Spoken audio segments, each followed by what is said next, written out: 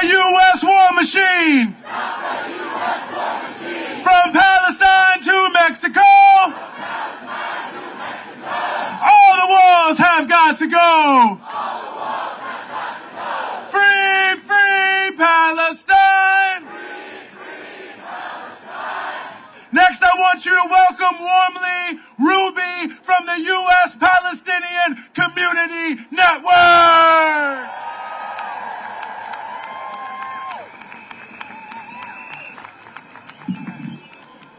All right. My name is Ruby. I'm with the U.S. Palestine Communities Network. I just want to start with free, free Palestine! Free, free, free Palestine! All right. The U.S. Palestine Communities Network stands here today along with all of those of consciousness and of humanity and all who demand the red line for Biden and his administration, and to demand the stop to this genocide they are inflicting on Palestine with their Zionist partners. And we hold this government accountable and responsible for the genocide in Gaza. We are here to reaffirm that we stand with our siblings in Palestine, and we stand with those everywhere around the world resisting this brutal genocide. We are clear, the contradictions are sharpened, that there is only one side to this liberation of Palestine, and we will not settle for anything less. This capitalist, racist, and imperialist government that just invited and confirmed a visit by no other than one of the biggest war criminals of our time and their partner Netanyahu for the visit next month. Let's be clear, this desperate move by the ruling class is not only to shun the movement that we have built for the last 75 years, but this desperate move to try to crush us, to crush our spirits, and to crush our work, and they will fail! They will fail! We only become stronger, bigger, and more steadfast than ever. And Genocide Joe, we will use all means to hold you and your administration accountable. And in addition to today's People Court for Justice that will take place later on today, this Monday, June 10th in San Francisco, at the San Francisco Federal Court and Court Appeals, plaintiffs, including our own USPCN members, will once again sue this government for genocide. Genocide Joe, we are taking your house today in the East Coast and taking you to the court in the West Coast on Monday. Also, Genocide Joe, Killer Kamala, and the entire Democratic Party cabal that is responsible for this Israeli genocide against our people are going to be in Chicago for this summer for the Democratic National Convention. And USPCN is one of the leaders of the coalition to march to the DNC. Come to Chicago on August 19th for the largest protest for Palestinian rights in the history of Chicago, and stay till the end of the DNC on the 22nd as we say no business as usual to the complicit Democrats, and as we demand that Genocide Joe stop arming Israel and end all U.S. aid to Israel. Join us in Chicago and free, free Palestine! Thank you. Free, free Palestine! Free, free Palestine! Long live Palestine! Long live Palestine! Now we know it's a lot of people here today from the DMV area, and we salute you for being the cornerstone of this mobilization. And I would like to bring up our good brother Muhammad, who is a key organizer here in the DMV. Give it up for him right now. Free, free Palestine! Free, free Palestine! I begin in the name of Allah, the most gracious, the merciful, the avenger of the oppressed.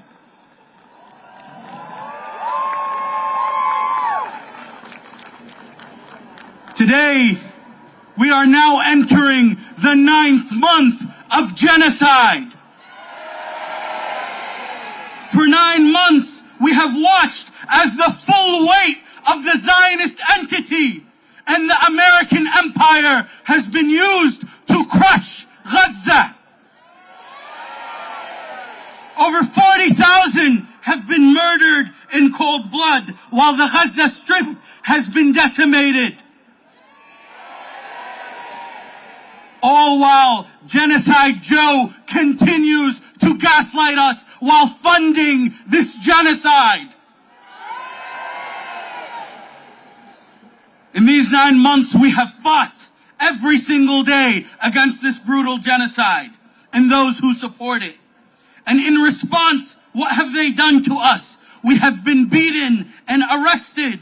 On campuses, our students are targeted. They are suspended and expelled. And our organizations are targeted by the most deranged genocide supporters with lawfare tactics and discrimination. For over 8 months, we have seen the full force of the Zionist entity used in Palestine and used here in the United States. They have used every arsenal, every weapon in their arsenal against us.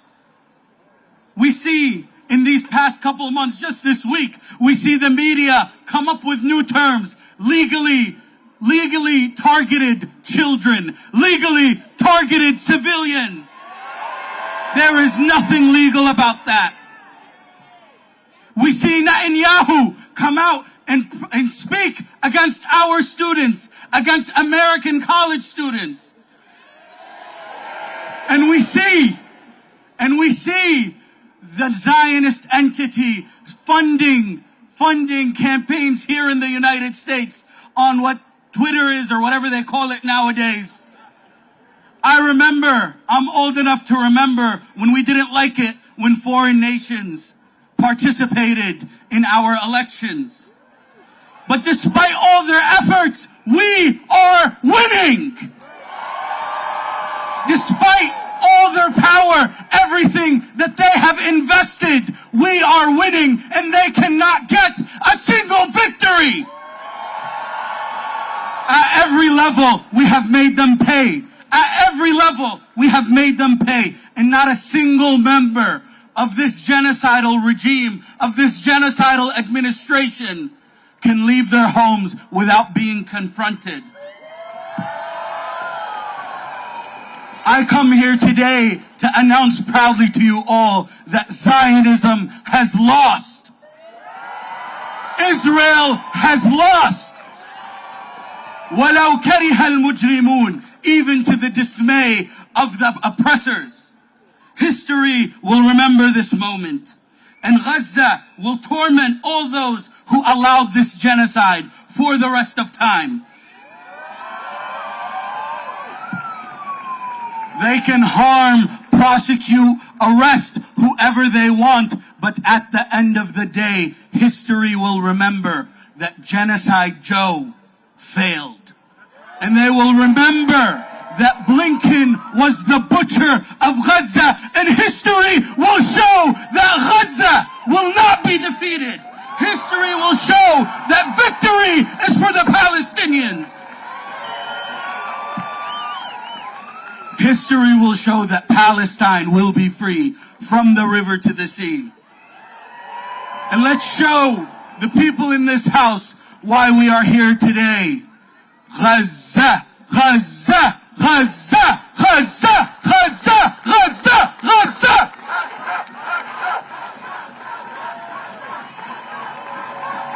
Let them hear you in the White House. From D.C. to Palestine,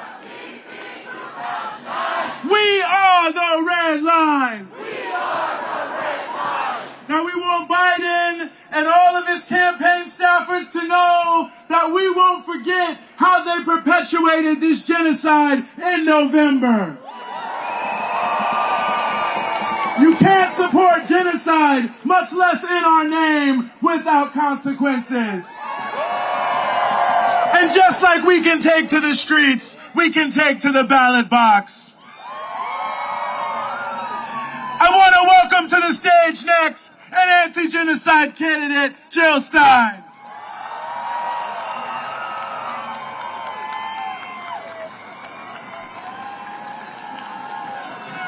Woo! Free Palestine!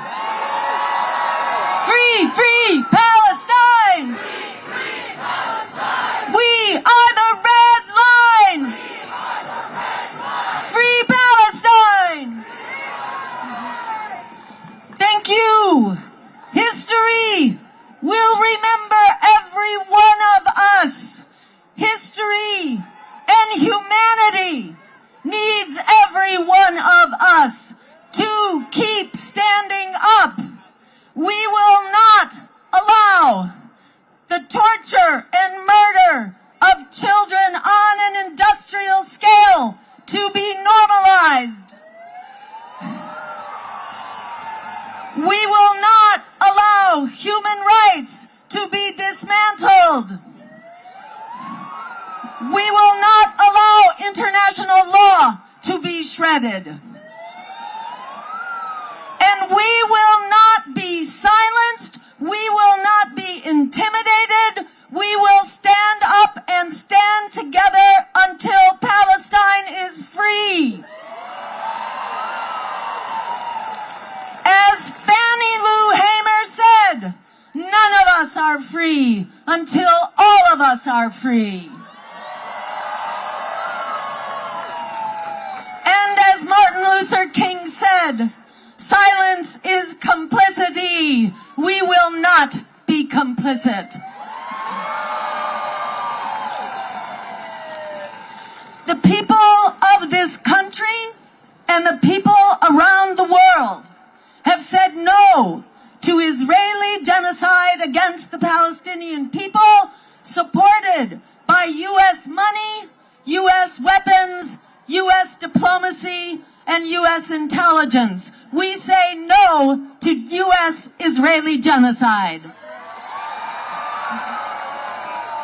The International Court of Justice, the International Criminal Court, the United Nations General Assembly, the United Nations Security Council, and above all, the students in this nation and around the world, they are leading the charge to say this genocide must stop now. But Israel and the U.S. are not listening. Surprise. In fact, they are doubling down on the genocide and the war expanding around that genocide. U.S. and Israel are now bombing some 5 countries in the Middle East, and Israel is attempting to bring Iran into the war and drag the United States into Israel's war against Iran. This is nuts. This is like World War I before it blew up with nuclear weapons thrown into the mix. We will not allow it.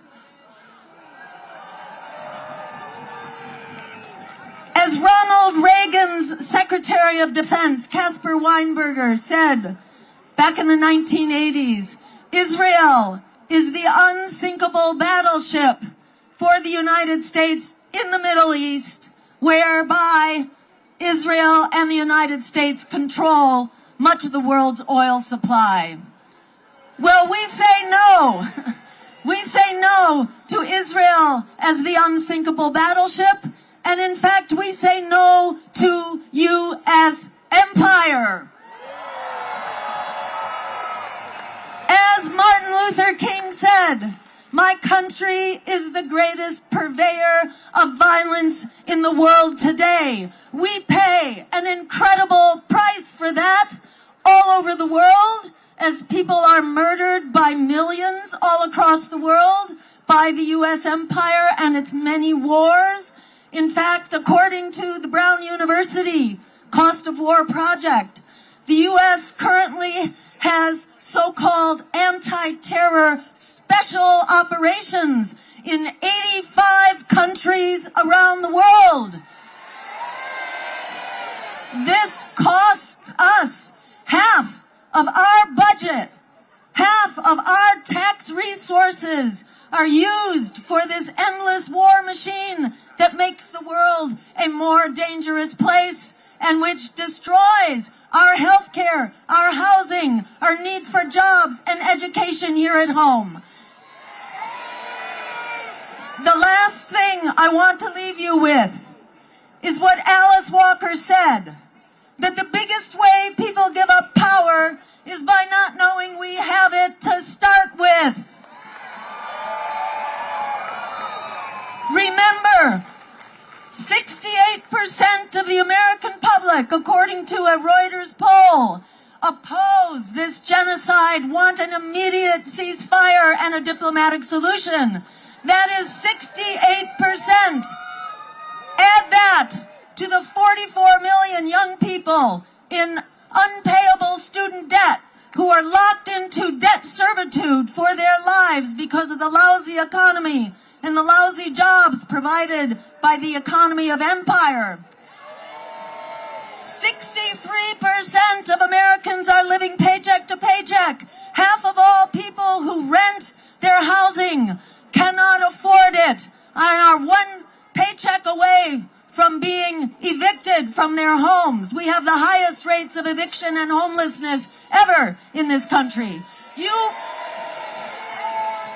put us together. We are an unstoppable coalition together. We are Joe Biden's red line. We will stop genocide and empire and oligarchy and fascism together. Free Palestine. Free all of us.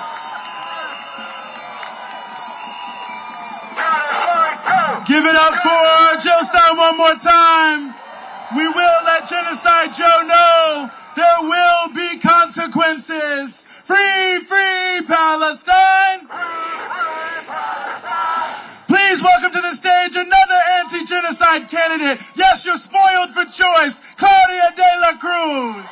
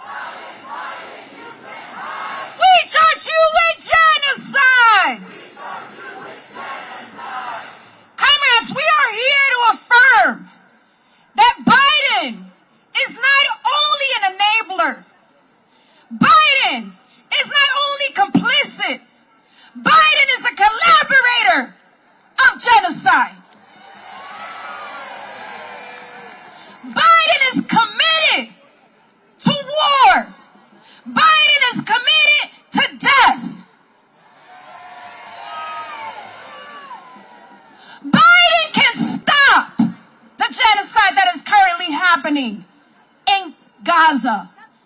He could stop it. But it goes against all his interests. And so we are here to say that we are the red line. We are the red line against genocide. But beyond that, we are the red line against the U.S. imperialist project. We are the red line against colonialism. And we are the red line against the capitalist state that births terror. We are here to affirm that our struggle is for the total liberation of Palestine. From the river to the sea, Palestine will be free. And it will be free because the Palestinian people have the courage, have the resilience, and have all the political agency to birth revolution. As the people in the United States, we say we have a responsibility that is a historic responsibility. responsibility. We have the responsibility to break imperialism from within. To allow the Palestinian people to breathe. That is our task. It is our task to break U.S. imperialism from within so that the people of Puerto Rico can be free. It is our task to break imperialism from within to allow the babies in Congo to have a life. To allow Sudan to breathe. And so yes, Mr. Biden and squad, we are the red line. Today and always, because we acknowledge that our lives are intrinsically connected to the lives of the people of the global south. Because we understand that we have more in common with every community in struggle than with the so-called leaders of this country. We make the connections that those police officers causing havoc in our communities have been trained by the same terrorist forces that are in the occupied territory of Palestine. We understand that the reason we are suffering a housing crisis, that we cannot access health care, that we cannot access education, that our migrants are being attacked, is for the same reasons the United States imperialists launch war against poor people every day. And it is those connections, it is that deep understanding of what our task is that will free us as the people in the United States and will help the rest of the world breathe without the shackles and the terror of U.S. imperialism. We are here because we are committed to fight genocide. Regardless of who the tenant of the White House is. And I will leave us with this. From the people of the global south, from those who are Spanish speakers, for those who have suffered the terrorism of U.S. empire, we say, ni olvido ni perdón. We will not forget, and we will not forgive. And this is not just a slogan. This is a promise that goes well beyond November. We are here to build an anti-imperialist movement and to reorganize the society in a way that allows our people to live in dignity. From the Bronx to D.C. to the Palestine community in the diaspora, everywhere and anywhere they are, and for the people of the world. In the millions, in the billions, we are all Palestinians. In our millions, in our billions,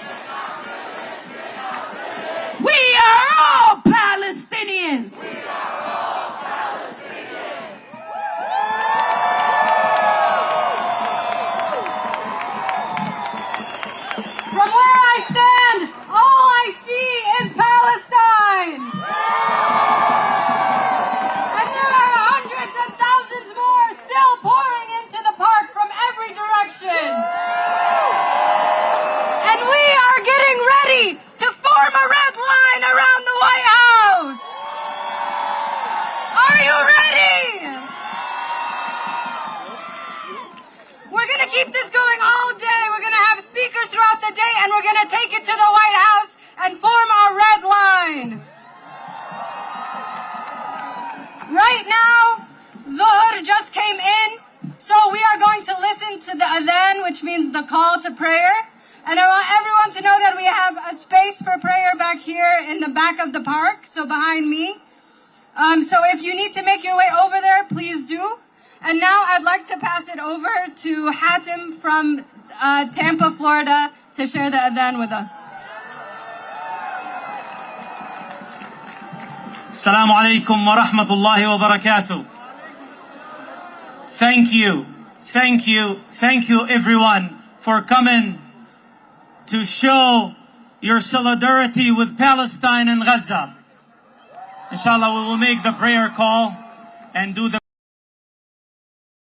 Allah. The program will continue. We're not going to stop the program. So for the ones who wants to join us in prayer, they can do so after the prayer call. Thank you.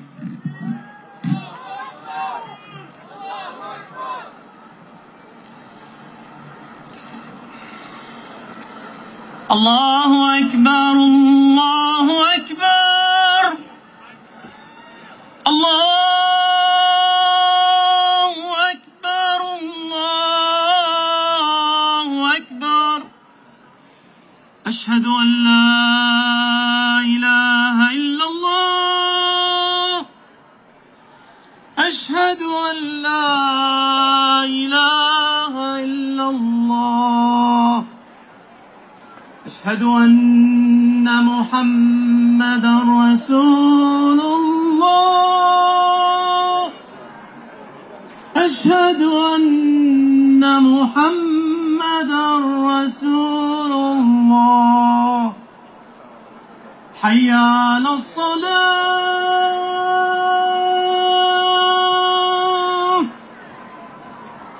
حي على الصلاة.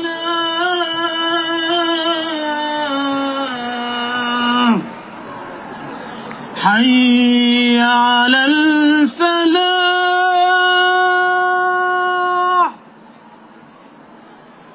حي على الفلاح.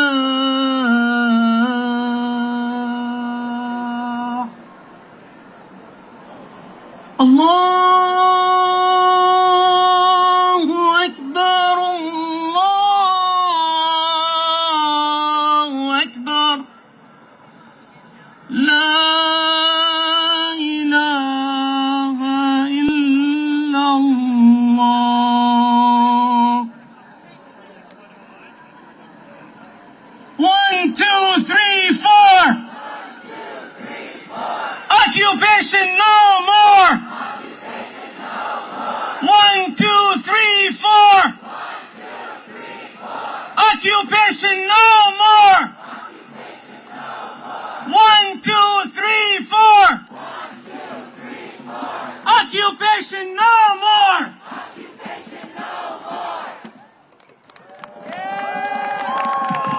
Free, free Palestine! Free Palestine! Free, free, free Palestine! Free Palestine! Next, I'd like to welcome my comrade Mohammed from the Palestinian Youth Movement and the DMV chapter here of PYM.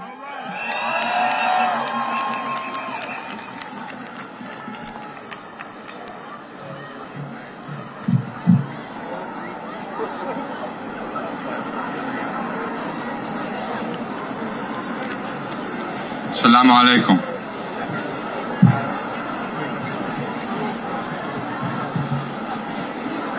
It's been 8 months now of untold horrors. And for the Palestinian people, 8 months of the worst period in our history. Each image more soul-crushing than the one before. And we now know more than ever before that there is no limit to Zionist depravity. And yet, after 8 months of all of this, our enemies are weaker than ever before.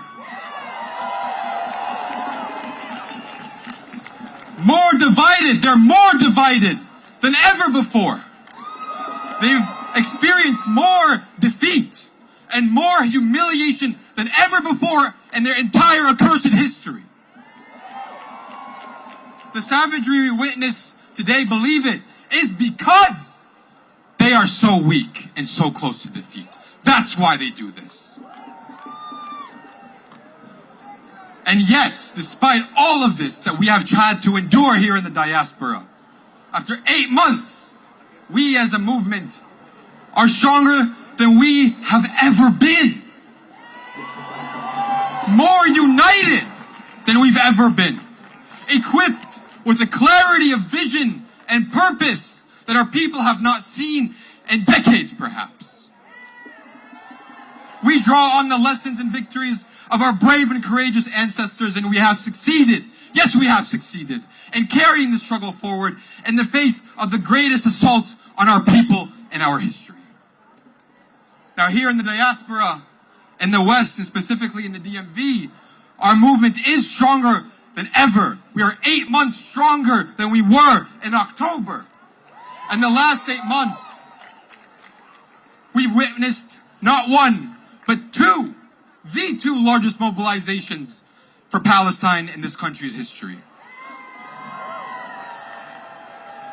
We shut down roads, airports, this city itself, we shut it down. All in the name of Gaza and its honorable people. Our movement has helped transform students into revolutionaries. Just last month, with the support of the people and the community here before us, the courageous students defied not only George Washington University's administration, not only D.C. authorities, but the federal government itself in its entirety. And for 2 weeks, those brave students held the liberated space named Shuhada Square, in the midst of one of the most vile Zionist institutions on the face of the planet. That is a victory.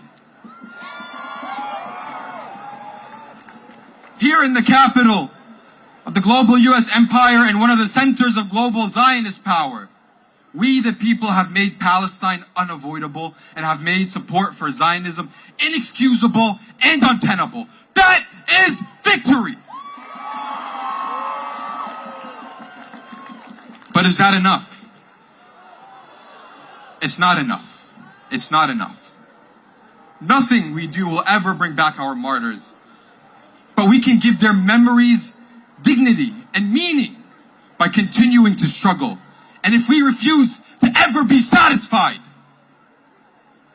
we refuse any compromise, any and all empty gestures, with heads held high and hearts full of unimaginable grief and pain on the one hand, and unshakable pride, dignity, and honor on the other hand, we reject anything less than full and total liberation from the river to the sea, and from the sea to the river back again. Every village, every farm, every orchard, every stone, every blade of grass, every grain of sand, every farm, all of it is Palestine.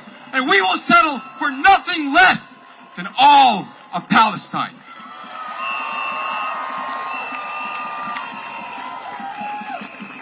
That is our promise to you, to our people back home, our people in Gaza, our people in the camps in Lebanon, Syria, and Jordan. And it is our solemn promise to you, our people, and a solemn promise to our enemies. We will not yield.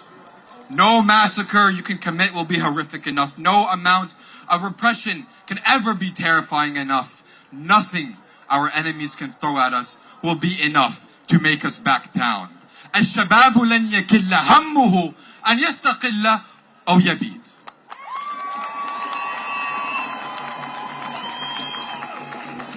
We inherit with pride this responsibility from our ancestors, and one day we know we will bestow this responsibility to our children, not with mere hope, but with ironclad conviction that liberation is coming, that our liberation is inevitable.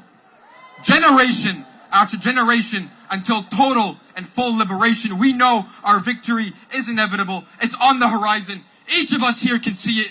We can smell it. We can taste it. It is coming. 8 months later, and we're not done. We're getting started.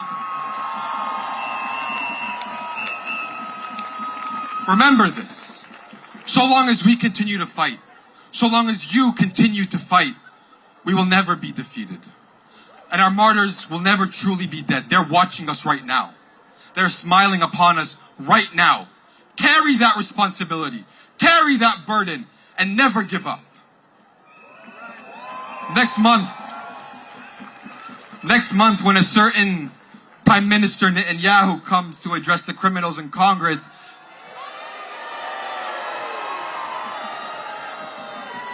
will we be ready for him? Will we be ready for him? Say it so our martyrs can hear us. Will we be ready for Netanyahu? It's going to be a busy summer, everyone. We're not letting up. All power to you. All power to you, each and every one of you. Victory is coming. We know it's coming. Because history teaches us something. History teaches us that the people united have never been defeated. The people united have never been defeated. The people united have never been defeated. Peace and love to you all, comrades.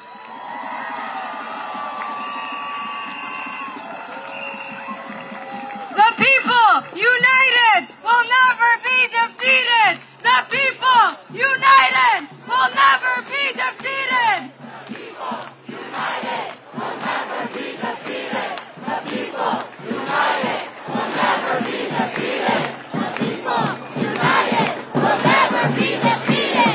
Free, free Palestine. Free, free Palestine. Free, free, free Palestine. Free, free, free Palestine. And what do we want? When do we want it? What do we want? When do we want it? If we don't get it, if we don't get it, if we don't get it, if Gaza doesn't get it, if Palestine doesn't get it, shut it down! Shut it down! Louder! Louder!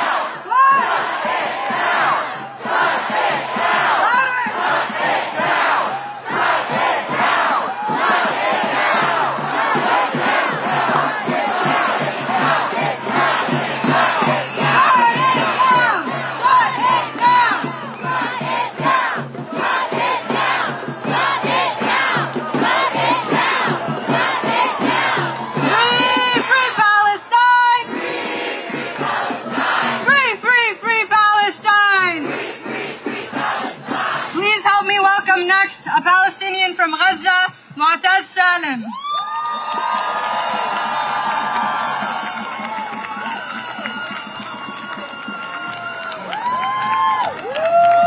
Bismillah ar-Rahman ar-Rahim. Hello, everyone. Thank you for being out here.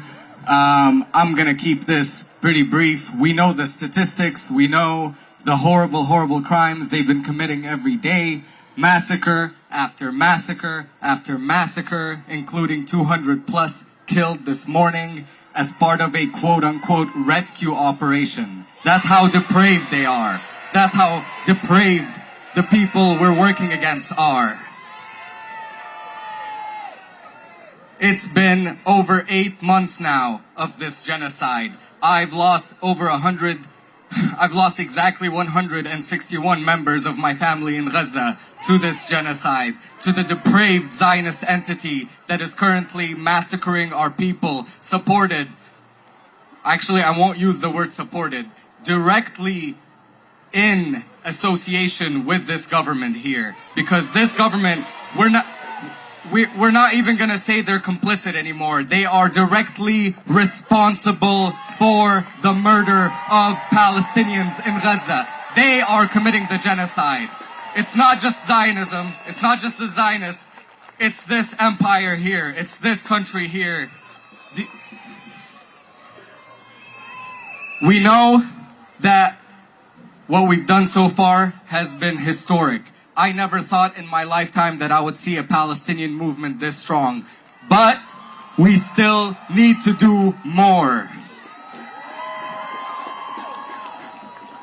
The reality is we're never, it's never going to be enough to honor our martyrs, because that is just how great they are to us. That is how great our martyrs are. All glory be to them. But we should do more, and we need to do more. So my ask of you as a Palestinian from Gaza is assess within yourself the amount that you're willing to sacrifice for Palestine. Because in reality, it's not just for Palestine. If you believe in collective liberation for all, that means none of us are free until we are all truly free.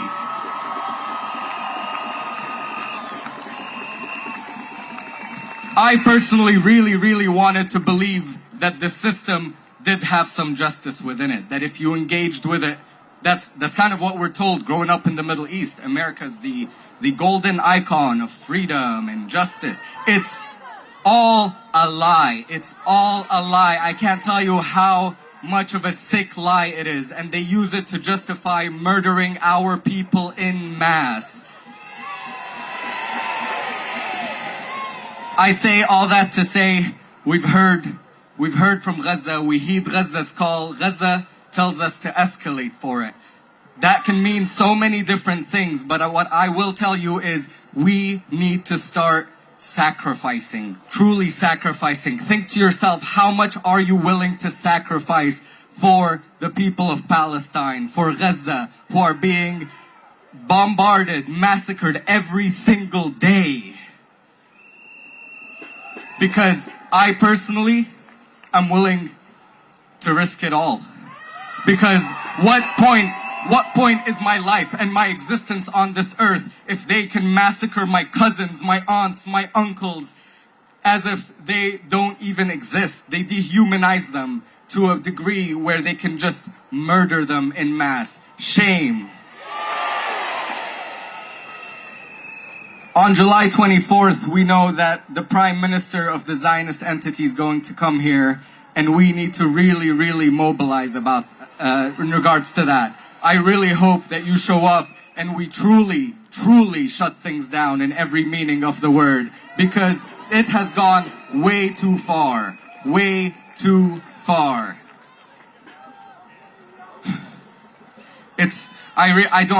I don't have the words to say anymore. I've given speeches before, and at this point, we need to really look at ourselves as people of a conscience, as people, as part of this movement, and really think about how much we need to do to actually fight the empire and bring down imperialism from within.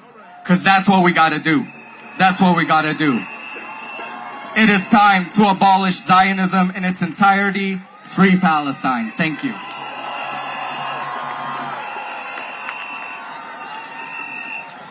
From the belly of the beast, USA to the Middle East, from Palestine to Mexico, all the walls have got to go. From Palestine to the Philippines, stop the U.S. war machine. Free Palestine. Now I want you to take that energy and welcome to the stage Leanne Fullahan of the People's Forum.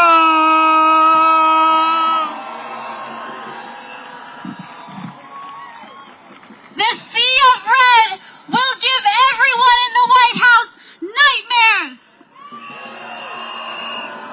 until they stop the genocide. This sea of red is now extending all across the avenue here, a sea of red ready to surround the White House.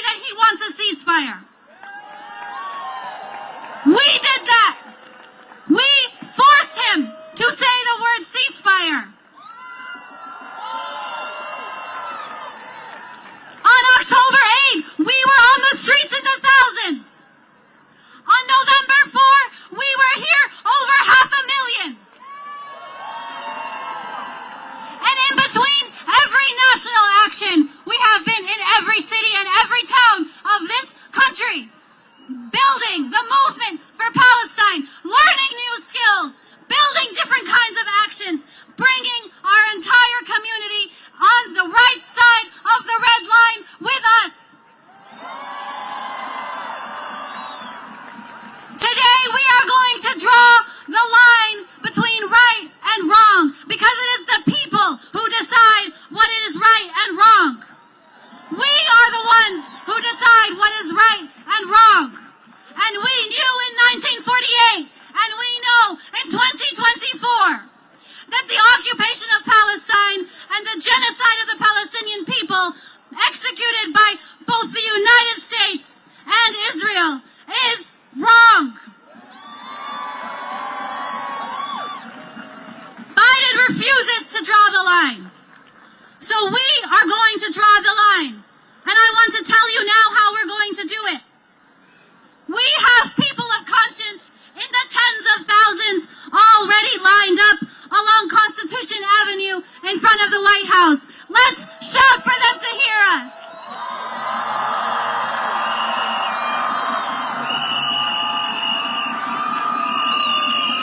Now, if you turn around and you look at the southeast exit of Lafayette Park, you will see the way to join the red line, the people's red line that is already making its way around the White House.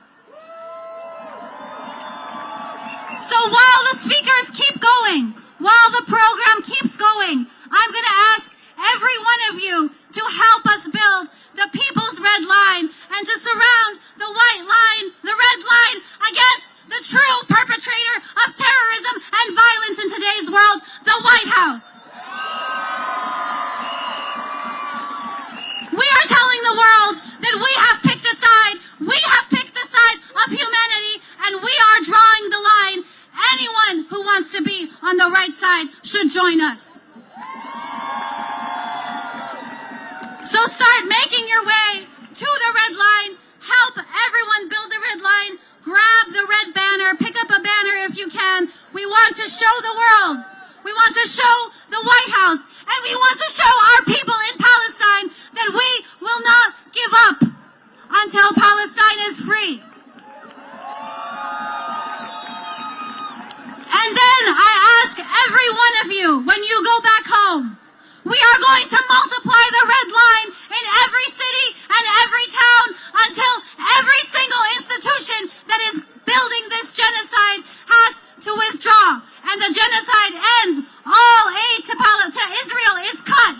The siege on Gaza is lifted. And we are one step closer to liberation. So say it loud and say it clear. Liberation is near. Say it loud and say it clear. Liberation is near. Thank you.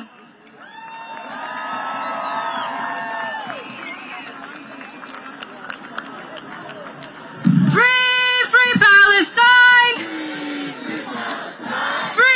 Free Palestine!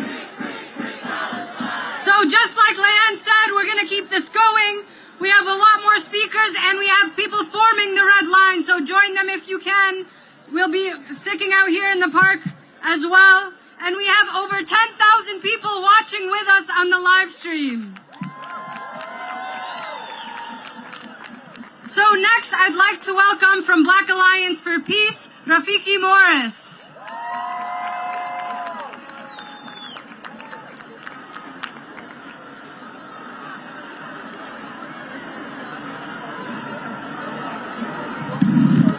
My name is Rafiki Morris, and I'm the organizer for the Black Alliance for Peace and the All African People's Revolutionary Party. This young man standing beside me, his name is Zion. And he insisted on coming up here because he has a message that he wants me to deliver to you. And that is that Zion, which is his name, is good. And Zionism is bad. We bring you salutations and greetings from Africans all over the world. We want you to know without a shadow of a doubt that Africans in Africa are with Palestine. Africans in Europe are with Palestine. Africans in Canada are with Palestine. Africans in the U.S. are with Palestine. Africans in Asia are with Palestine. Africans in the Caribbean are with Palestine. Africans in South America are with Palestine. It is one struggle, because the occupation of Palestine is a settler colonial project, and we stand against settler colonialism in Gaza, in the United States, in Australia, and everywhere in the world. Our Native American brothers want to remind you that you are standing on occupied land. And we want to remind you that the Democrats and the Republicans are not your friends. They are not your friends. They are active participants in the struggle to destroy the Palestinian people. They are the enemies of humanity. They occupy that house, and it is not your house. And it is not my house. And it is not my government. This is the government of the patriarchs. This is the government of the colonialist. This is the government of the neo-colonialist.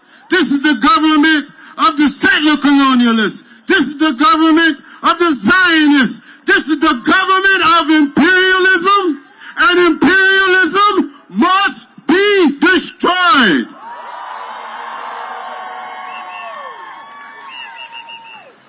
People are saying that the genocide began on October the 7th. But the genocide began long before that.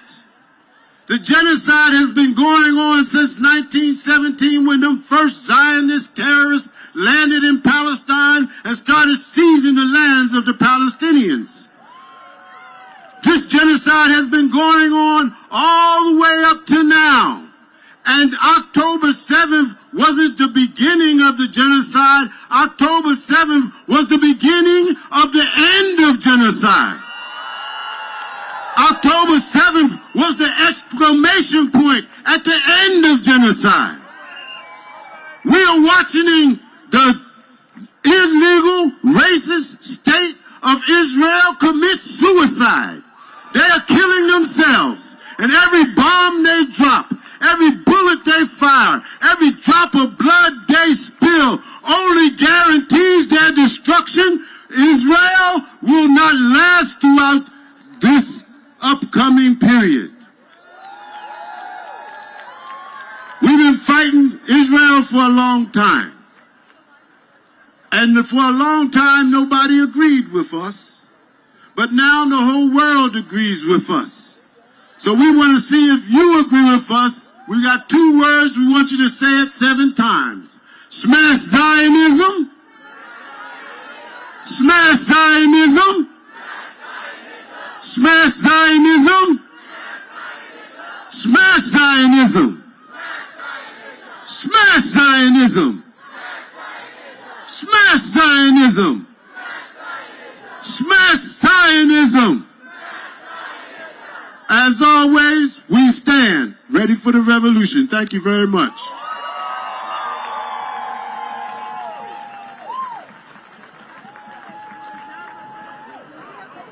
Give it up for the Black Alliance for Peace one more time. Free, free Palestine. As we continue here, and to remind you, we have over 10,000 people watching online. We've been joined by people in Paris, in Ghana, in London, in Manchester, in Palestine. As we continue here, we want to bring to the stage one of the principal organizations that has made sure that the warmongers have no peace, that they cannot prowl the halls of Congress with their bloody hands. Please welcome Code Pink!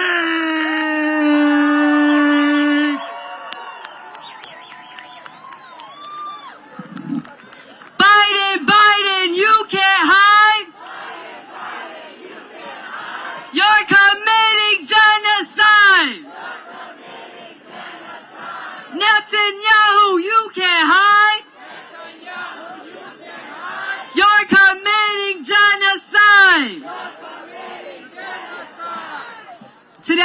My name is Chris Cerisier, and we stand side by side with struggles across the globe to tell everybody in the White House that we can see them. We can see them for what they are, and that is war criminals. War criminals who deserve to be held accountable for the countless genocides, the countless wars, and the countless crimes they have committed against black and brown people across the globe. We have had it with the wars, and they think that we cannot see them. The children of Palestine are here. The children of Haiti are here. The children of the Congo are here. The children of Puerto Rico are here. Of the Philippines are here. To tell them that we see them. We see them for criminals who deserve to be held accountable in international court. For the world to see. For the world to know that we have seen the crimes they have committed across the world. We say no to war. We say no to bombs. We say no to mines, to planes, to tanks. We say no. We say yes to education. We say yes to food, for care, for community. But we say no to being led by people who only care about funding war. We say end the war in Palestine, end the war in Haiti, end the war in the Congo. Fund people, care for people, care for communities, and hold these criminals accountable.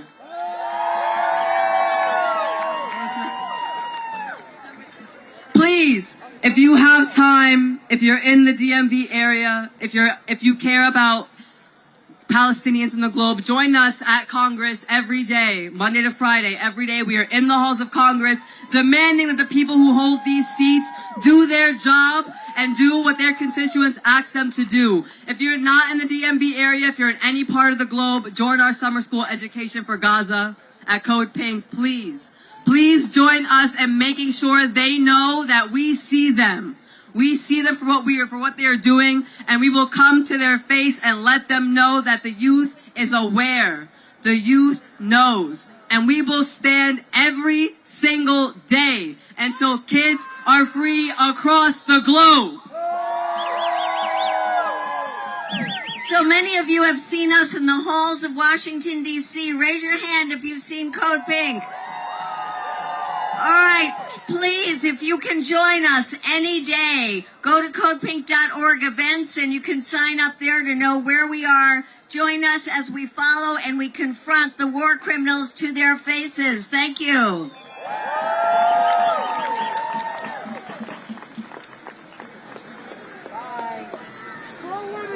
Bye. Bye. Bye. Bye. Out to the hay! I didn't mean to do it! There was a rock in my way! I don't want to go to jail!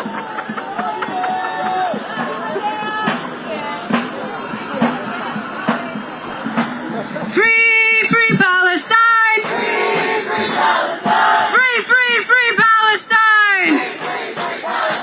Free, free Palestine!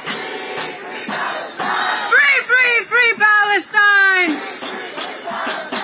It's my honor to welcome next Doctors Against Genocide.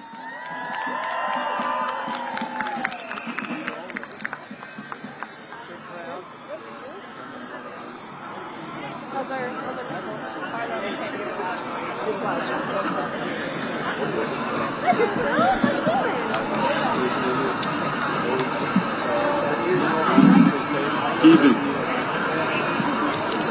Yeah. Rewind the purpose.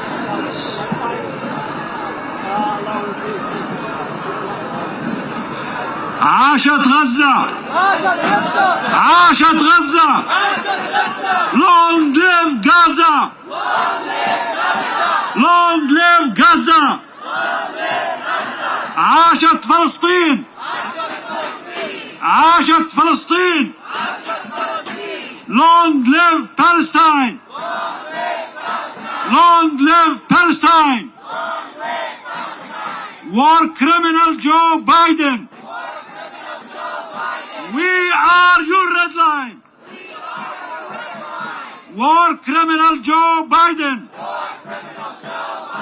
We are your red line. My name is Dr. Jabur. I'm a co-founder of Doctors Against Genocide.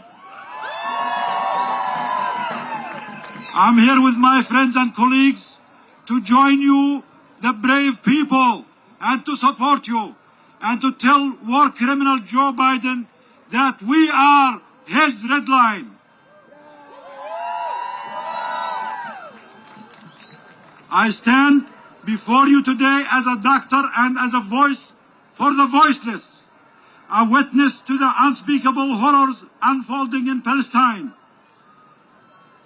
We are witnessing a genocide, a massacre of innocent lives, of children, of families torn apart by bloodshed and hatred.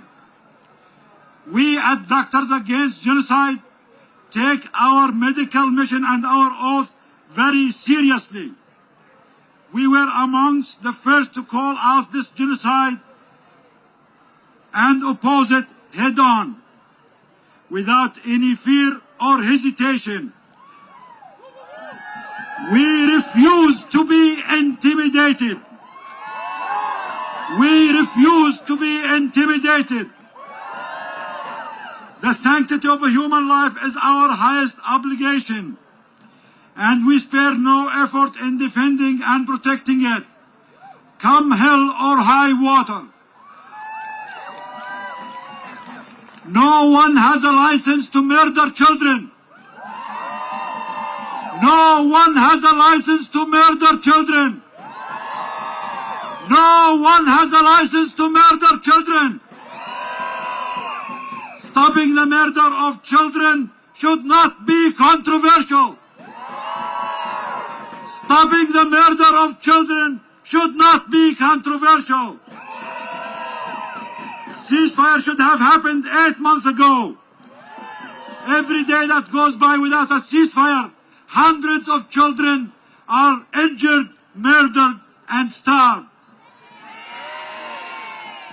It's our sacred duty to uphold the sanctity of life, to heal and to protect.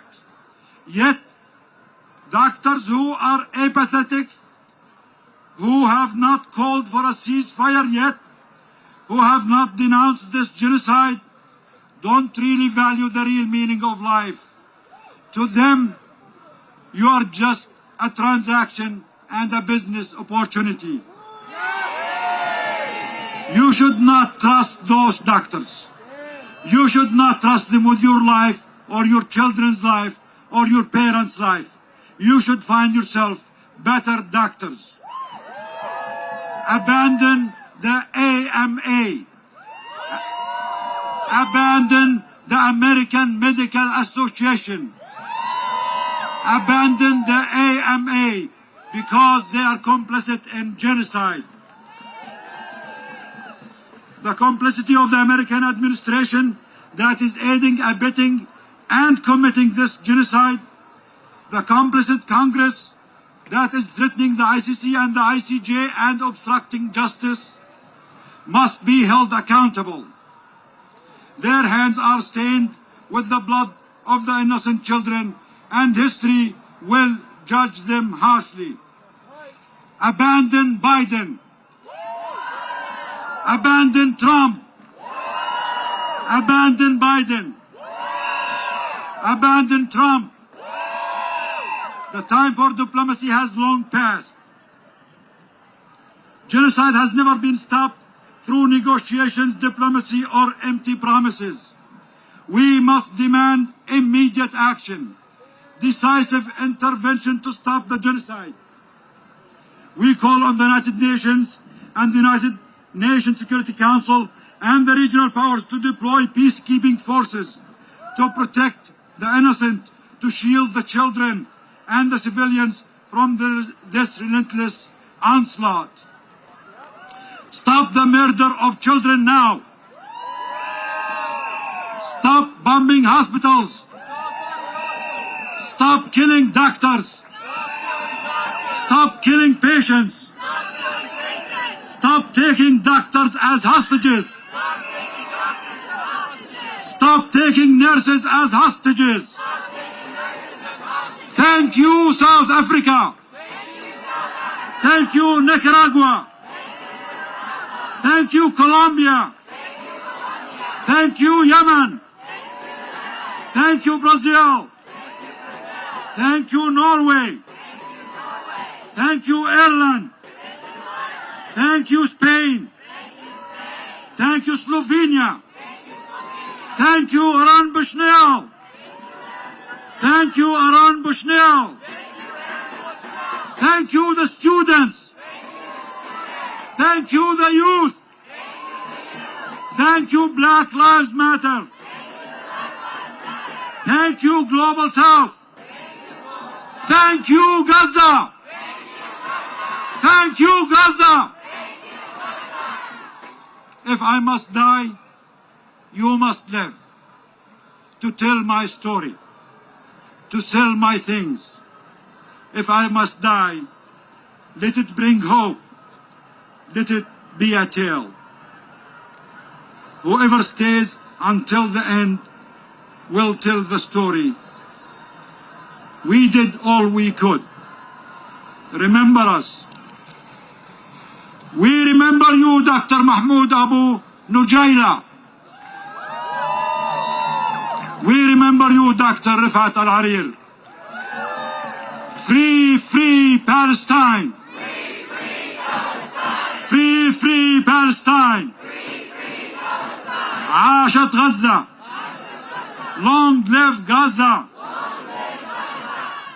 The people united will never be defeated. The people united will never be defeated. The people united will never be defeated. Thank you from Palestine. Thank you from Doctors Against Genocide. Victory.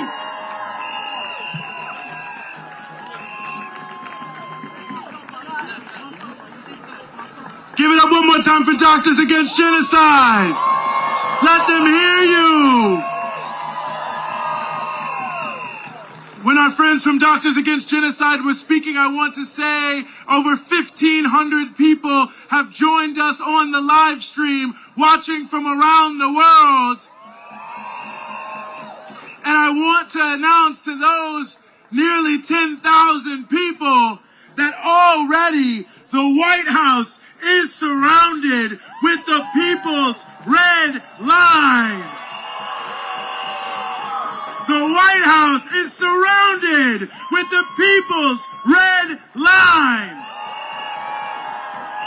From every corner of this country, they've come to send a message from D.C. to Palestine.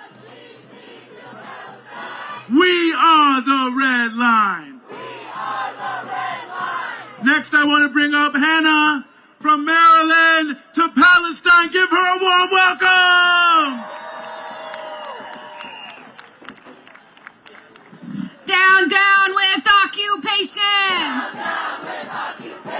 Up, up with liberation. Down, down with occupation. Up with liberation. My name is Hannah and I'm an organizer with Maryland to Palestine. We are a grassroots Palestinian-led organization fighting for the liberation of Palestine from D.C., Maryland, and Virginia. As organizers in D.C., we witness up close institutions like the White House and the puppets that maintain the facade of a democratic government so comfortable with the death of thousands of our people to maintain American imperialism. Shame! We experience the effects of DC's many militarized police forces designed to protect property and not people. Shame! And as a law student, I can confirm that America's legal framework was originated without the welfare of the people in mind. Shame! But our organizing is evidence that we are not seeking solutions in American institutions that glorify war criminals and parade Biden as the lesser of two evils. We are the solution. This moment is emblematic of our conviction that no matter how many bombs they drop on our people, no matter how many of our men they kidnap, no matter how many political prisoners Israel takes, that like Palestinians on the ground, handalna samdin, we will remain steadfast. We have made it our life mission to bring freedom to our people. We are the generation of revolution. And this revolution requires sacrifice. It is by mere luck that you stand here today under clear skies and not under bombs like the people of Gaza. It is by mere happenstance that you know where your family's at right now and you're not scared that they're under the rubble. But we know, and we must ask ourselves, what are we willing to sacrifice from the belly of the beast to stop this destruction? And we know the answer. It is our comfort. We must sacrifice our comfort from the belly of the beast to achieve total liberation for Palestine. Every martyr is worth the sacrifice. Every Palestinian prisoner, every daughter, every father, every mother, every child, every son and daughter is worth the sacrifice. The enemy is prolonging the inevitable.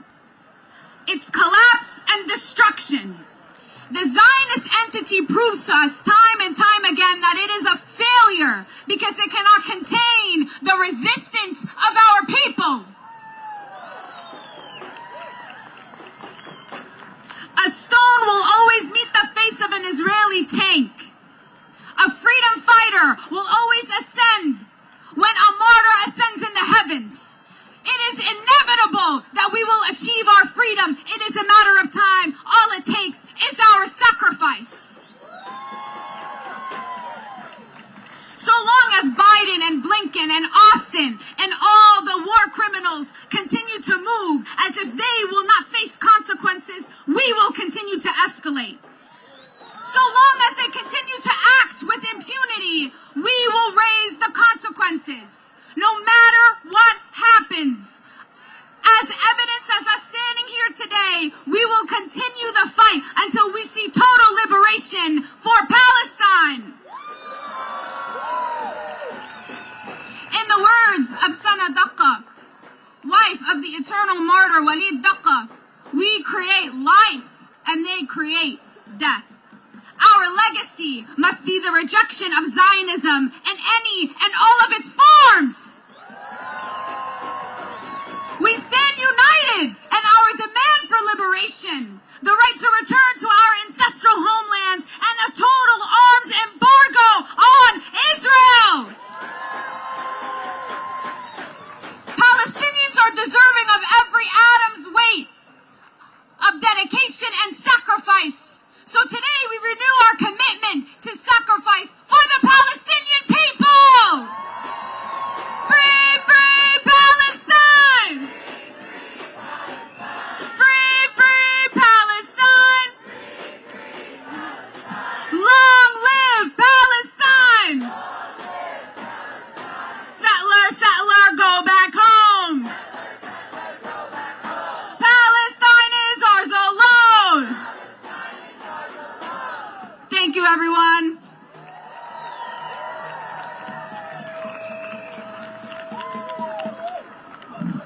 Give it up to Maryland, to Palestine! Free, free Palestine! I think many of us, certainly in the United States and all around the world, saw when right here in Washington, D.C., just a few blocks away from where we are now, students from George Washington University put up an encampment and stand strong. And as we surround the White House and speak to tens of thousands of people over this live stream, we are honored, and I want you to honor here to the stage Aya from GW, Students for Justice in Palestine.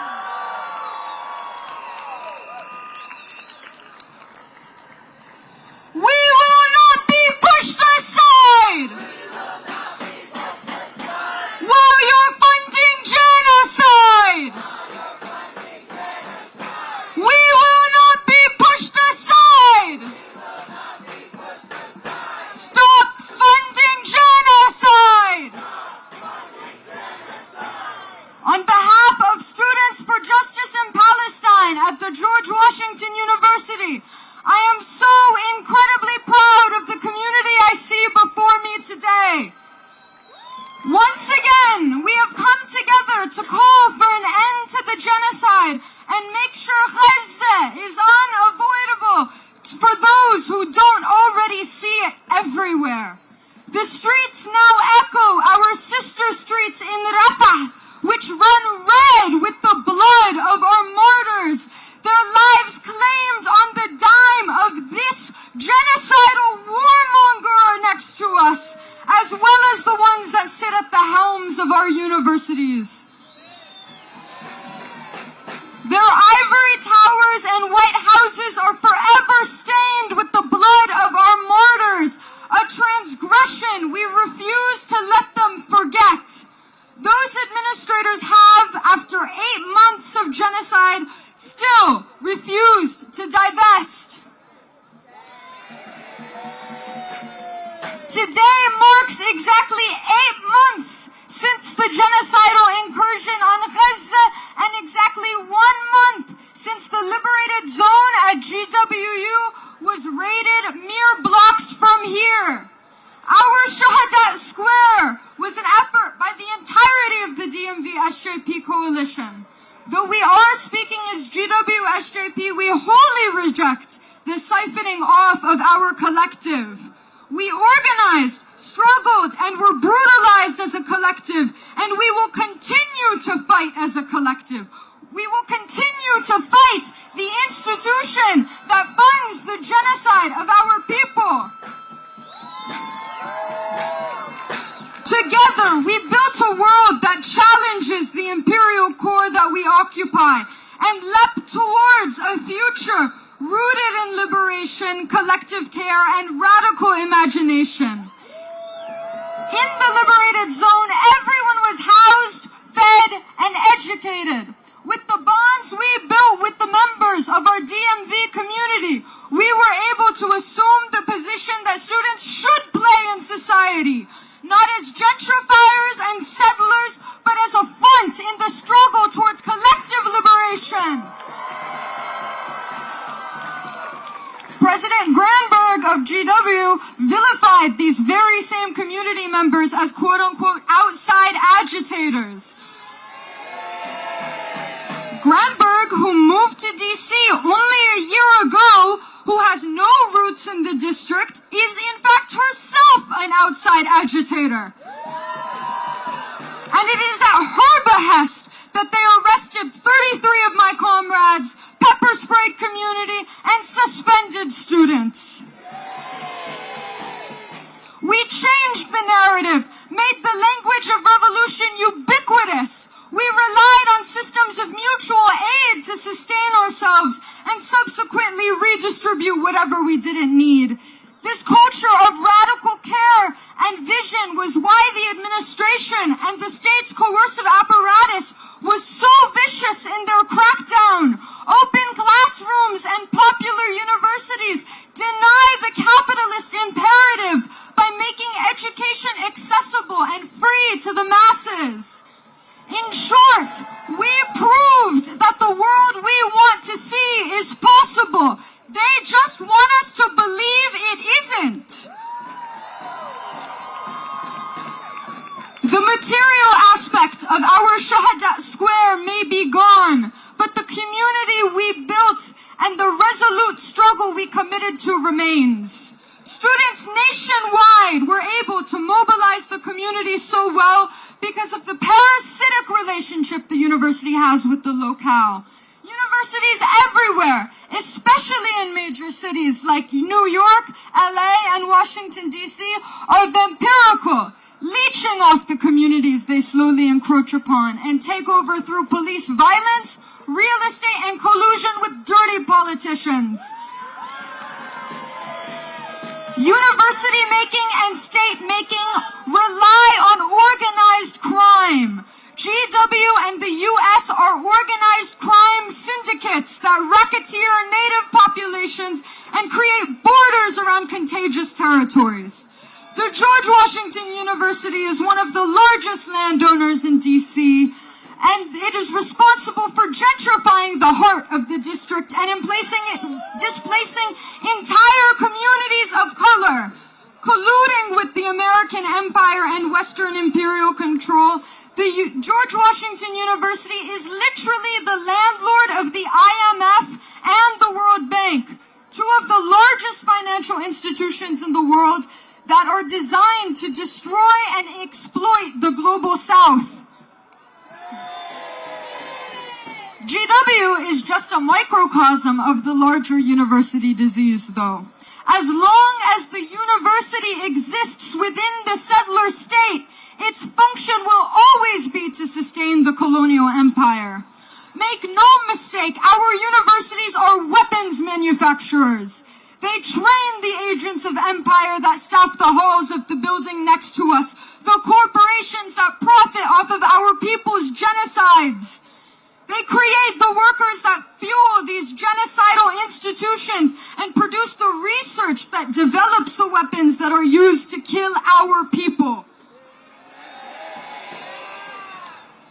These universities co-opt our bodies, our faces, and our situations within the imperialist, militarist, and murderous web they have. This web is caught up across the globe, entangling itself with weapons manufacturers, the Oval Office, and the occupation itself. This web holds together a machine that tests weapons of destruction and deliberately mutilates the people of Gaza, keeping them in an open-air slaughterhouse. This machine, which indiscriminately bombs and massacres Rafah, which it designated as a safe zone. This machine that drinks the blood of our people while it preys upon the marginalized communities that they actively dispossess to be used as cannon fodder and poster children. Finding that it must evolve to stay relevant in an increasingly revolutionary climate, the university resorts to tokenizing the very students whose liberation it works to prevent. Diversity, equity, and inclusion do not absolve murder. We reject the use of black and brown people to gratify and legitimize the Zionist regime and the diversification of slaughter. Gaza cannot be alone in sacrifice.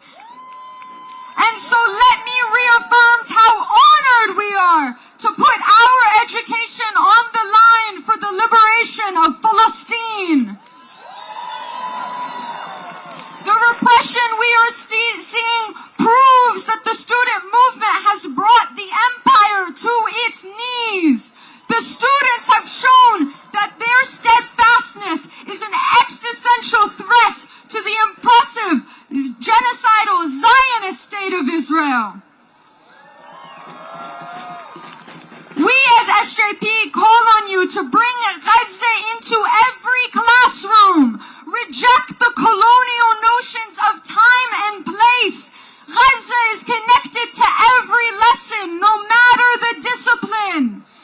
The development of our revolutionary thought cannot be confined to the classroom. The struggle is our most valuable professor, and we must commit fully to a free Palestine, standing proudly and with full integrity by any means necessary.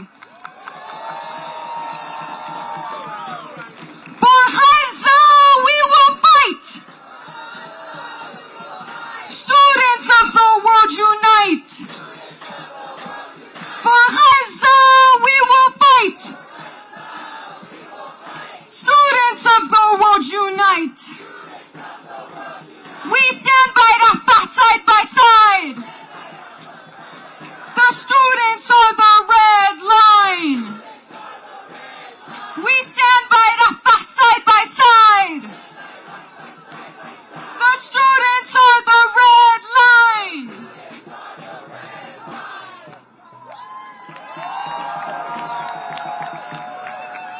Free, free Palestine!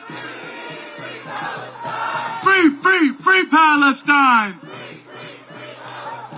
I know some people are still coming. Some people are watching live online. So I just want you to know that the White House is completely surrounded by the people's red line.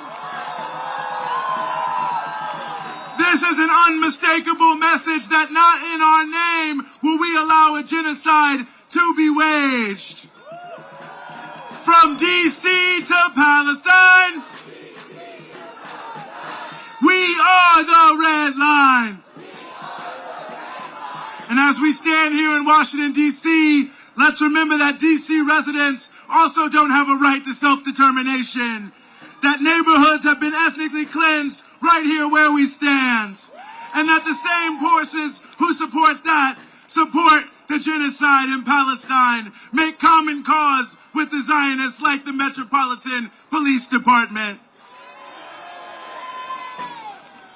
I want to bring up next, and I want you to give a warm round of applause, a rousing welcome to Mickey from Harriet's Wildest Dream.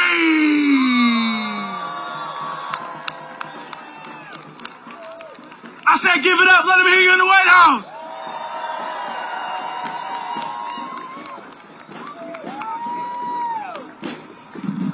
We are the children of the ones who did not die. And we are the children of the people who could fly. And we are the children of the ones who persevered. We are fearless, we are strong, and we're ready to carry on. We are fearless, we are strong, and we're ready to carry on. And we're ready to carry on. And we're ready to carry on.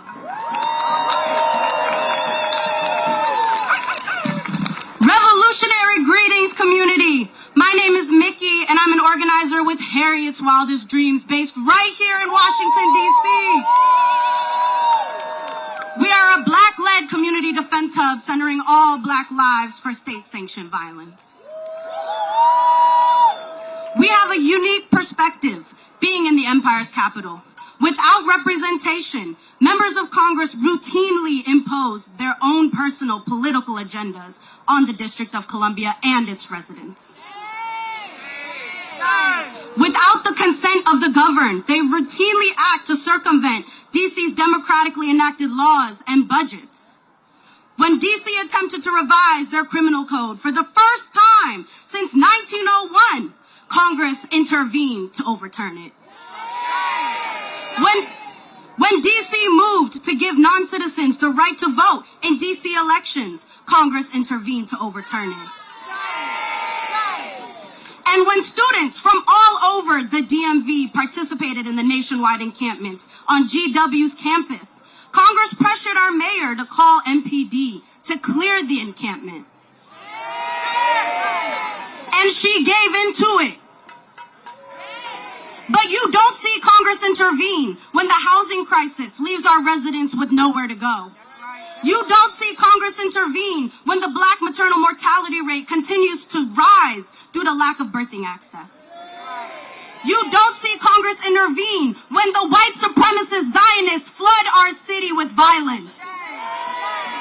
And to that we say, Congress, mind your state. These political puppets often glaze over the fact that DC is home to over 700,000 residents, largely Black residents, who built this city. Black history is all around and through the U.S. Capitol. Our blood is also on their hands. We must think global, comrades, and act local. Right here in the belly of the beast, we are seeing the tactics used by the IOF implemented. Plans for Cop City are popping up all over the United States. DC has a Cop City, not to mention over 40 independent departments. We are living in the most surveilled and over-policed city in the country. If we do not take a stand for the people of Gaza, if we do not mobilize to end this genocide and ethnic cleansing, without protest, without rebellion, what is stopping them from enacting the same violence on us? The District of Columbia pays more in federal taxes per capita than any state. And we refuse to allow our tax dollars to continually be spent on funding a genocide. We are still fighting for the people in D.C. We are fighting for a maternity ward. We are fighting for a maternity ward east of the river. We are fighting for a 24/7 harm reduction center. We are fighting for mental health resources to be accessible and present for the thousands of residents that are struggling right here. It is the same systems of oppression killing our people at astronomical rates. You cannot be against apartheid without also being against genocide. You cannot stand for Black lives without understanding the interconnectedness of our struggles. We refuse to be complicit while the people in power continuously send money, billions of dollars overseas to inflict apartheid, ethnic cleansing, and genocide of Palestinians when they cannot even meet the material needs of their constituents who not only have tax dollars going to this, but pay their salaries. We elected them, they represent us, and they refuse to address us when we meet them at their door. It is beyond time to skill up, to get organized, and remind ourselves that the power is with the people. We encourage everybody to pull out their phones right now and go to Instagram. If you are in the district, get plugged in. Follow us at Harriet's Dreams. We are mobilizing. We know that we keep us safe. Next week we'll have a cop watch training, and we implore everybody to get trained up because we keep us safe. Who keeps us safe? We keep us safe. Who keeps us safe? We keep us safe. Thank you.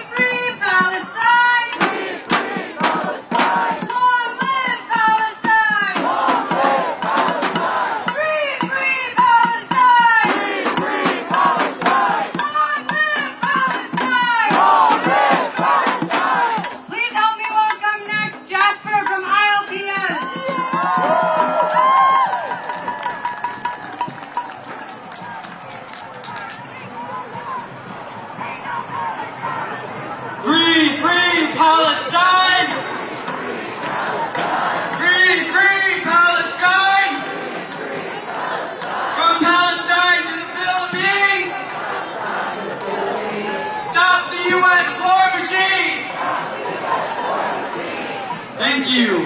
I am honored to be speaking here on behalf of the International League of People's Struggle, U.S. chapter, and the Resist NATO Coalition.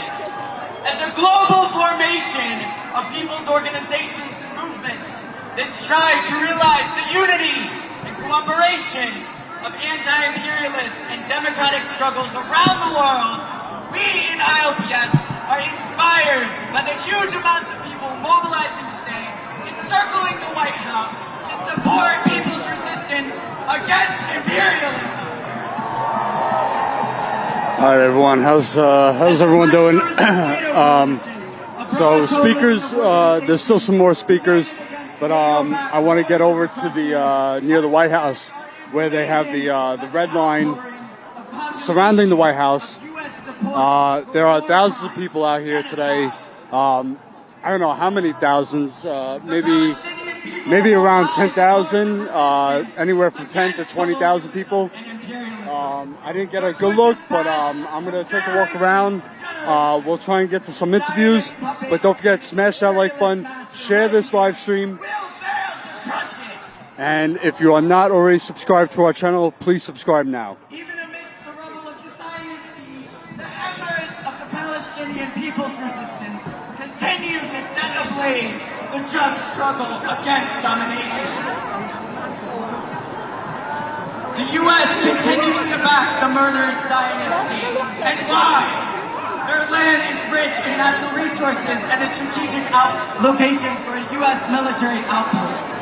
To secure their interests, the U.S. backs the relentless bombing of civilians, torture of activists, devastation of fertile lands, massacres of the sick and the wounded, and all-out war against the Palestinian people.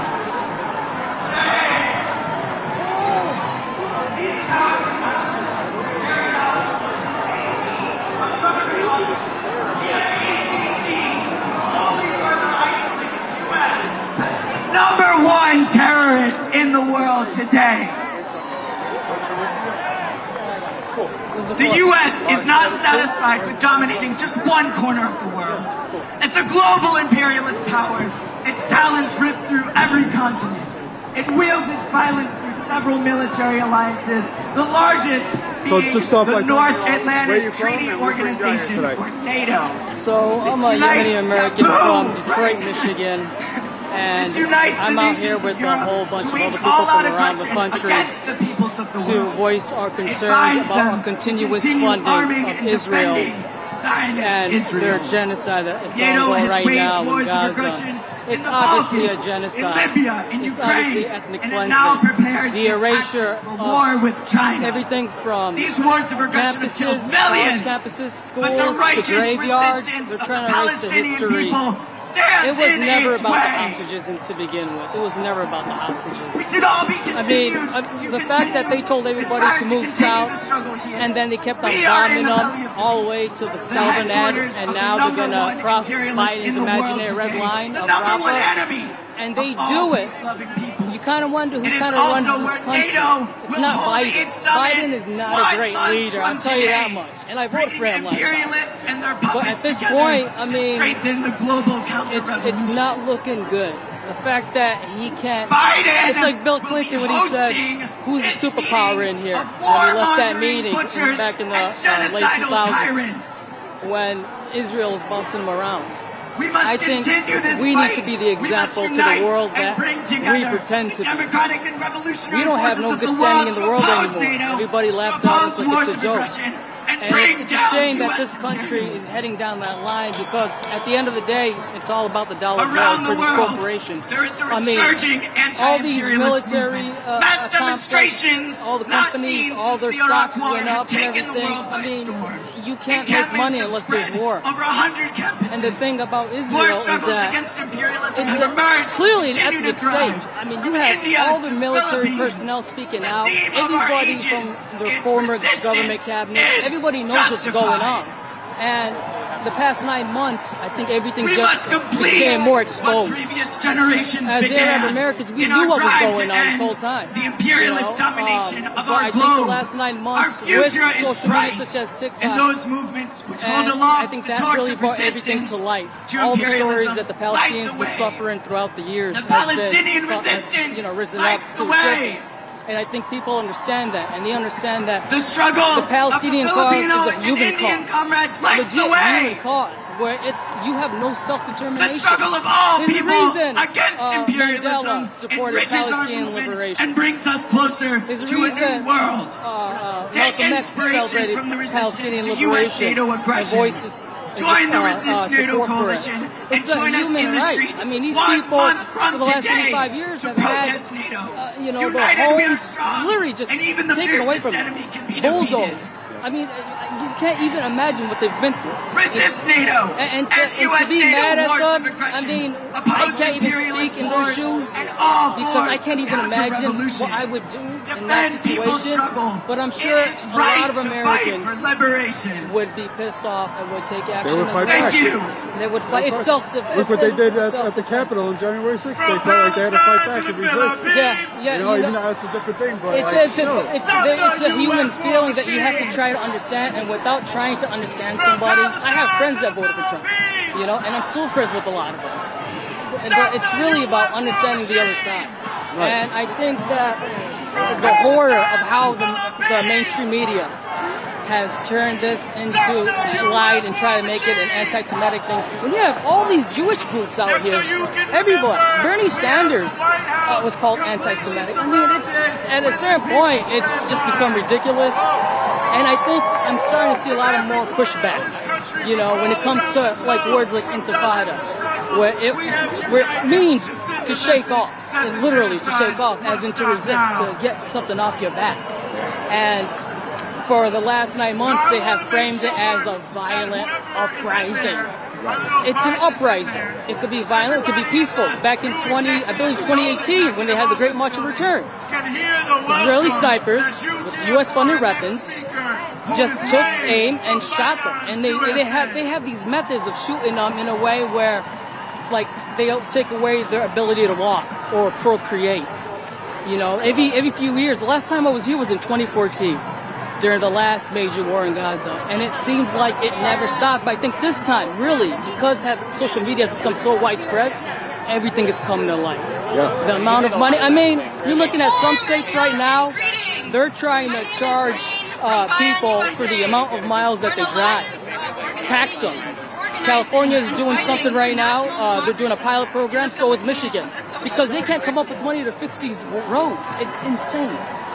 So, right here, outside the White House, it's $20 billion. Look, if we're feeding people, that makes us look good. Keep feeding the people. But if we're spending the money to bomb people, it makes us look bad. There was some people in Palestine who were saying, I'll finish this off, that they wouldn't accept the aid that was falling down from the sky because it was stamped with American lingo.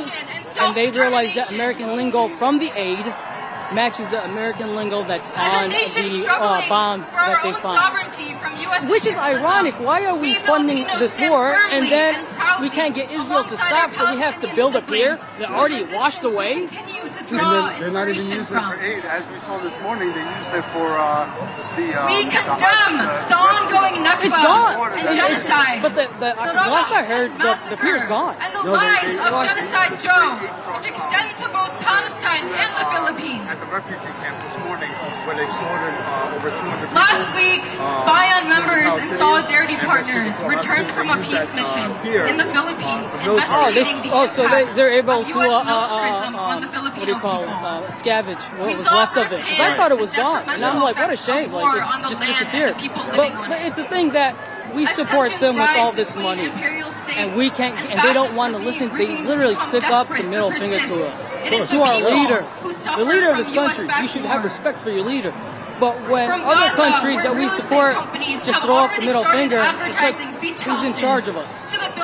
You know, we're the superpower. We could stop everything. We could have stopped the whole Palestinian-Israeli thing decades ago.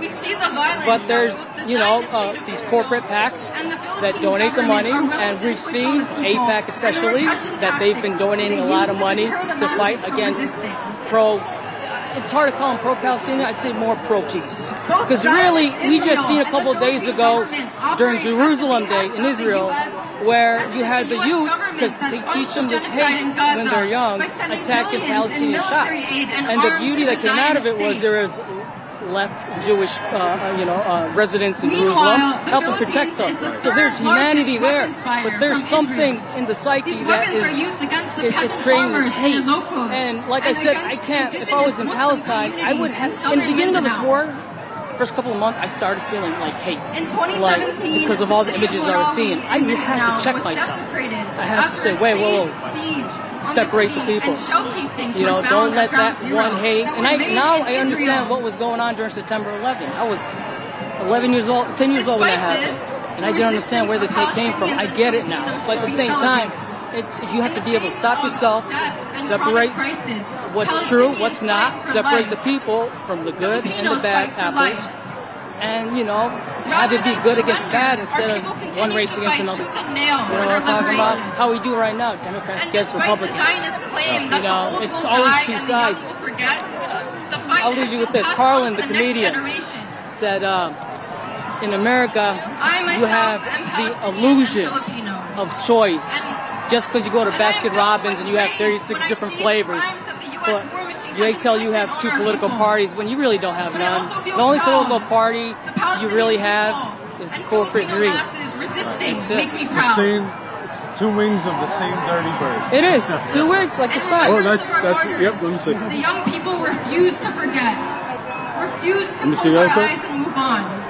We will fight for Palestine and the Philippines until our very last breath, until liberation and return. Fascism and the threat to democracy if Trump gets reelected. Next month, the NATO summit will be held right here in D.C. How is this not fascism? We have fascism right now. In what respect? As the world's largest military what alliance, other threat do we have? Like, Trump gets in, what's gonna change?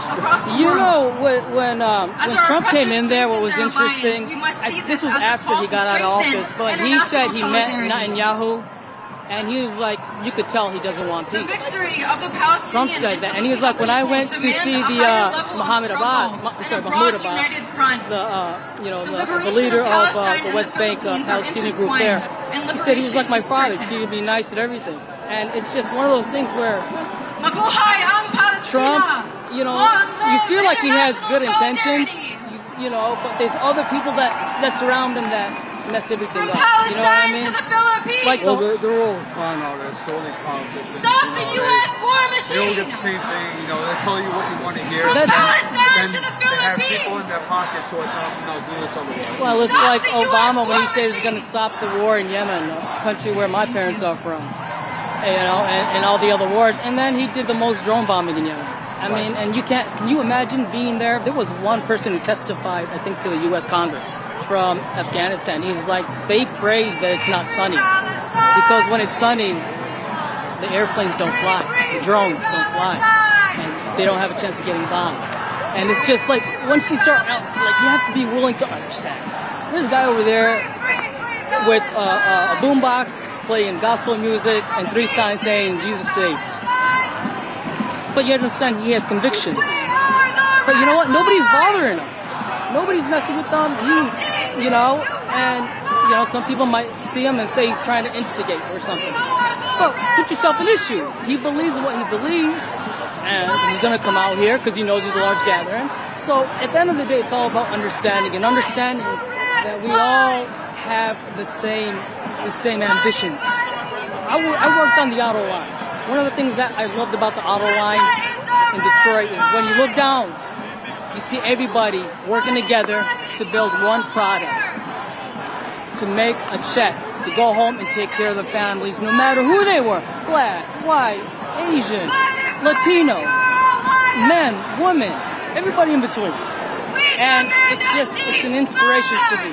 Like when people just focus on getting things done instead of on their hate, that we can do great things. But we need a conscious shift. We need to realize that, and we realize it. But for some reason, we let these little issues get in the way. These little stupid things, And you look out here. Somebody had a post where they had a truck, they took a picture of a truck and it was stacked with Palestinian flags. And it said, rednecks for Palestine, save Gaza. And then people were commenting on it and they're like, wow, I could get behind this. And other people, who would have thought? And I commented, don't tread on me. Yeehaw, Habibi. Because it's the same issue. You don't want nobody coming over to your land, kicking you out of your house. Taking your stuff, destroying your livelihood. Nobody wants that. And there are some people in this country on the right side who understand that. And it's like I said, it's all about what you want. It's all about what you want for yourself. You would hope you want for other people. Absolutely. And at least let them live their lives, My name is you don't gotta believe everything they believe. It's okay. But let them live their life. Don't try to get in their way. Let them do them. And you do you. You take care of business. If you guys want to collaborate and build something greater that you guys both agree on, go for it. But otherwise, man, I think we're always gonna have division until we learn how to be willing to listen to each other. That's what it comes down to, is being willing to understand each other instead of just shout our points at other people. Absolutely. Try to understand. Ask questions. Don't. I see a lot of people in debates who automatically start thinking about what could I say to counter this argument. in the first sentence. They don't even listen to the whole thing that the other person's trying to say. But we have to do better. I believe we could do better. Yeah. I mean, I believe we can. We have a great advantage in this country where we have people from all walks of life. And yet, it's incredible. genocide Joe Biden would like us to see him as a savior of democracy. Like, we really could be on top of the world again. I mean, right now we're on top of the world. And the rest of mainly the in military perspective. China's starting to take over now. We're building the Belt Road Initiative because other countries don't believe in us anymore. They see our hypocrisy. How are we going to bring democracy to the Middle East, in Iraq and Afghanistan? We are not so easily bail on Afghanistan, and then help Israel. It's a genocide. Like I stated in the beginning, they're trying to eliminate our people. Here. We can't bring democracy anywhere else. Like George Carlin said, you got the illusion of choice, but you don't have a choice. You're screwed in the end. It was great talking to you. Same here, bro. By the way, we did work in Flint. We just put out a documentary. We've been covering the water crisis. So it's Status Coup, and then Status, and then COUP. Yep. Yep. We covered the oil worker strike. We covered, we did a documentary in Flint. Oh, Status Coup. Yep. Yeah, that's us. Yep. Cool. Thank you. Nice to meet you. Take care. Against hey, what's up, brother? in all consent. A couple hours now. I'm gonna go head that way. Currently watching us from a distance in this moment of struggle. Looking for the next person to utilize race to appropriate race.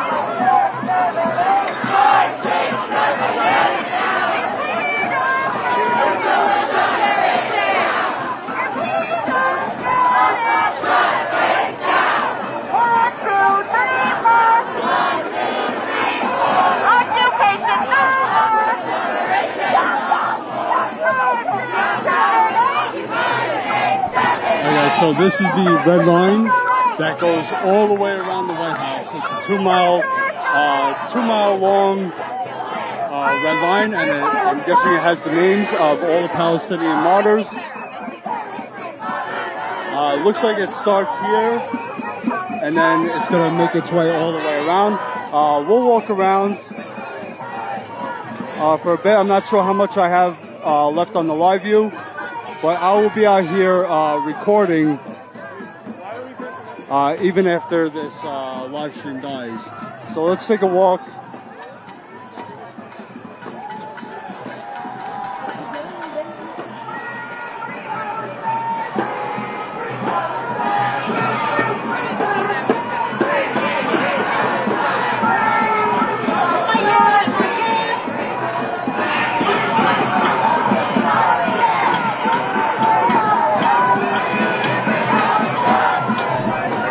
Just a reminder before this live stream ends.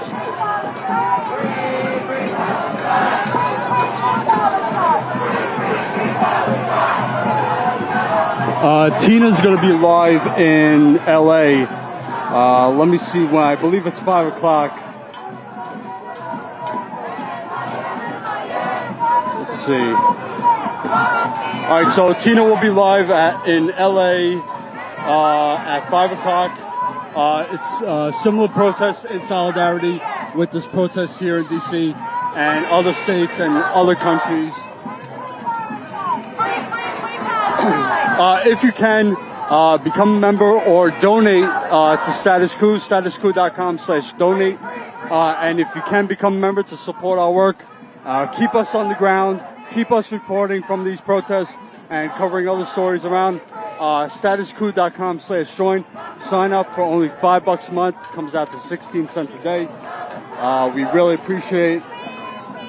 All right, so Tina said, yeah, that's so 5 p.m. Eastern, 2 p.m. West Coast time.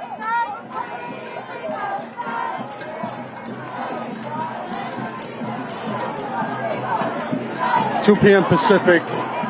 Tina will be live from the People's Red Line in LA. All right, let's take a walk around. I guess they've just been marching around the White House as the speeches been going on. So let's go. We'll never be defeated. The people united will never be defeated. The people united will never be defeated. The people united will never be defeated. The people united will never be defeated. Come on, guys. The people united will never be defeated.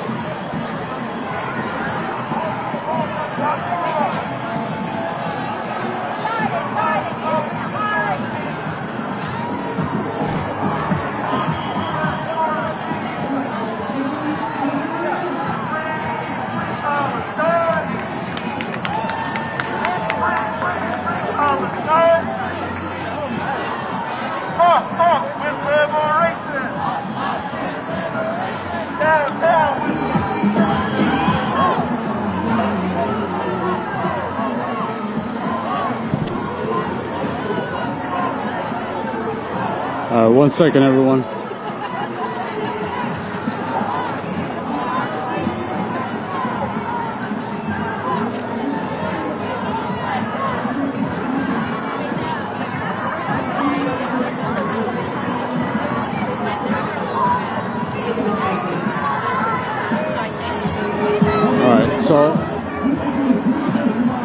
I think I will walk down to the end of this fence here. So as you see, they have a unscalable fence put around the White House.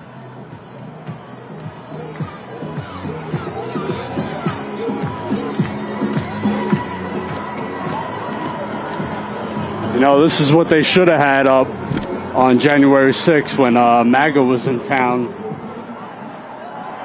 They knew of the threats, though they didn't put it up because of optics, but also because they wanted the insurrection to happen.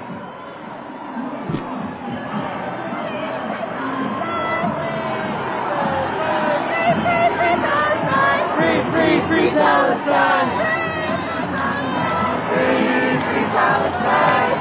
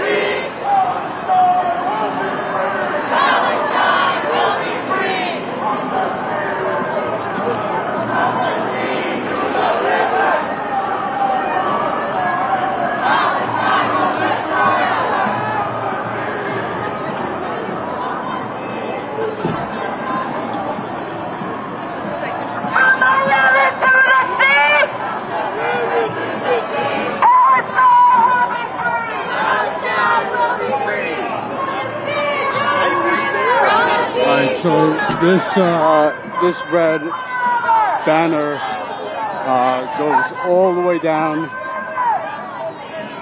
All right, so I need to get a drink. I need a water or something. So give me a few minutes. I know we got a few minutes on the live view left. Been live since I think 1 o'clock. So maybe a little bit less than an hour left.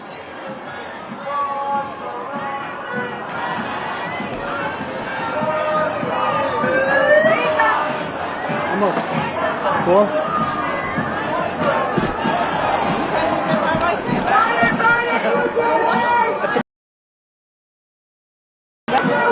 One second, everybody. Just getting a drink.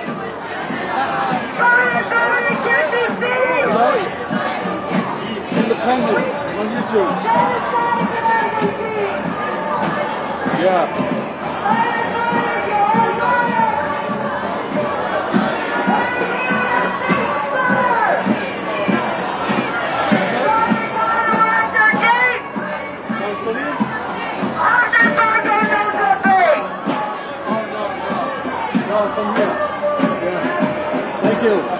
Thank you. Have a good day. All right, got my drink. Smash that like button. Share this live stream. Don't forget, Tina will be live 5 p.m. Eastern, 2 p.m. Pacific.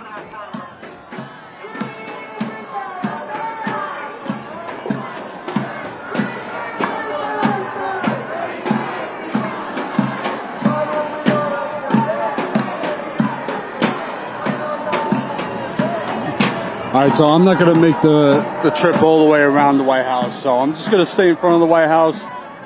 We'll try and get to some more interviews before this thing ends.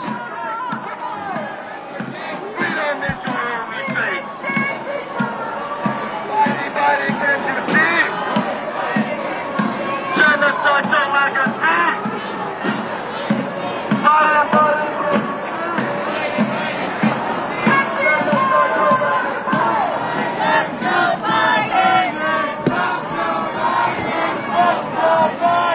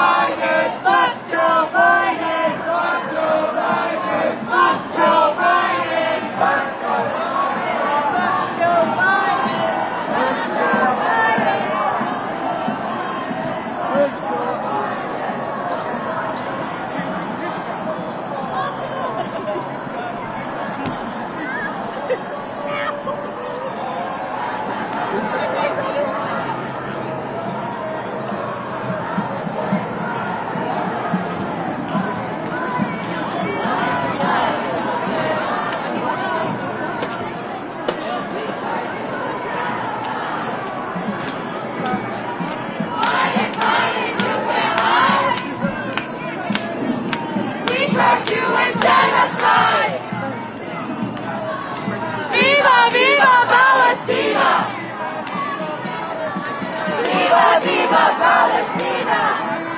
Free Palestine! Free Palestine! Free Palestine! Free Palestine! More walls have got to go! From Palestine to the Philippines! Stop the U.S. war machine! Free Palestine! Free Palestine!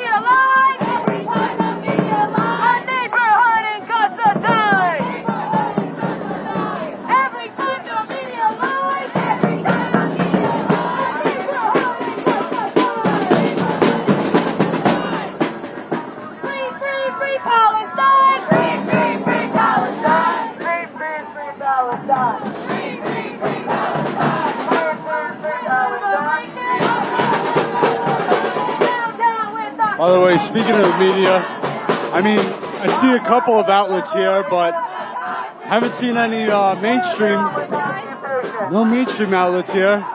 Again, they're gonna completely ignore probably over 20,000 people are here in D.C. around the White House right now. I don't know if there's any coverage of this. I haven't seen anybody, so as always, they completely ignore the protests. No another penny, no another dollar, no more money for Israel's slaughter.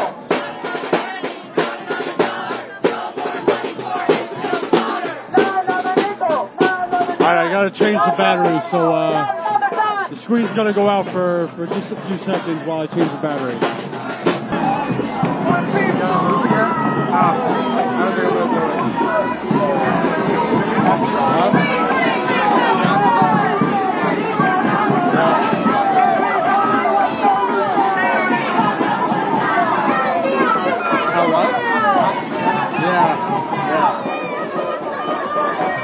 Okay.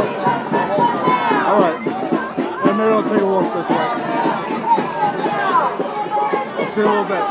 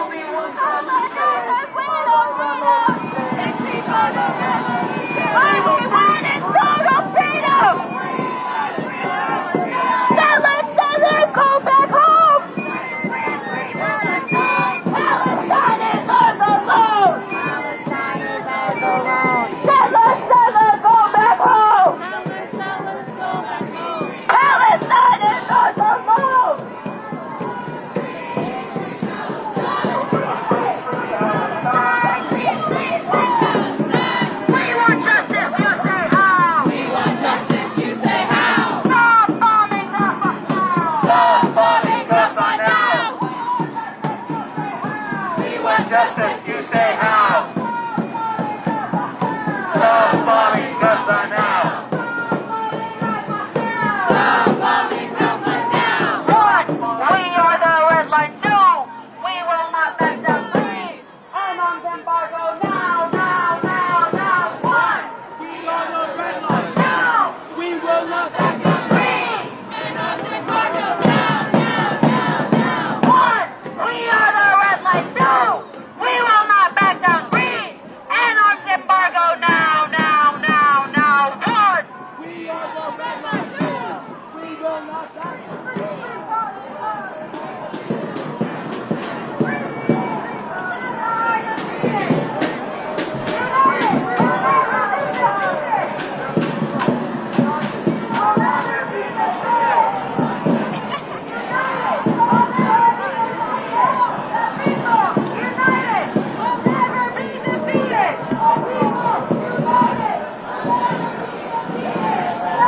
Alright, so as you can see, this red line goes further, goes all the way around.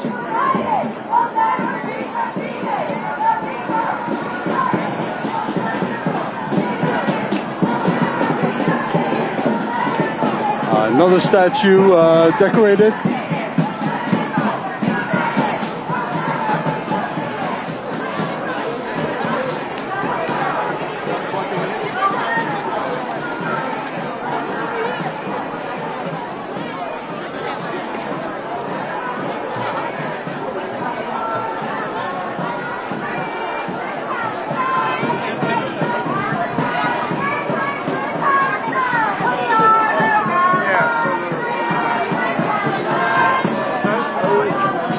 It's like going to the this is Lafayette Square. Yeah. Okay. Yeah. This is great. Yeah.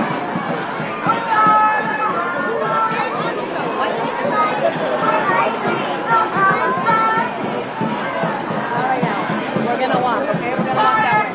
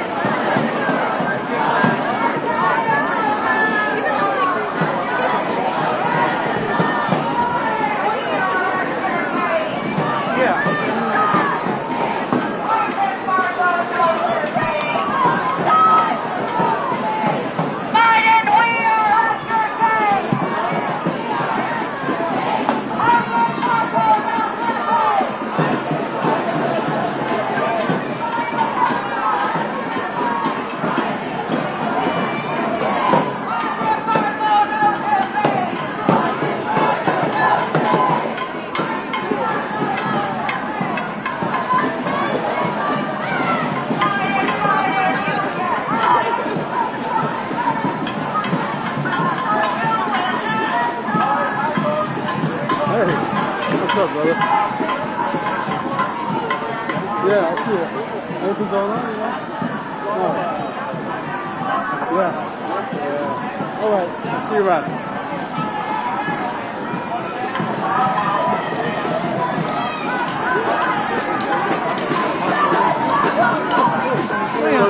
Just tell me about your signs and why you're out here. Well, I'm Catholic.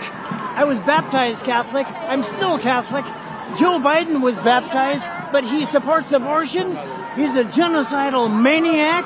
He's ungodly. He has no respect for international law, human rights, or the common good. He's guilty with Benjamin Netanyahu for those war crimes. He shouldn't be sending weapons for this genocidal monstrosities that are going. He went to the Norman beaches to remember D-Day in 1944. But the thing is, Adolf Hitler, like Joe Biden, was also a baptized Catholic.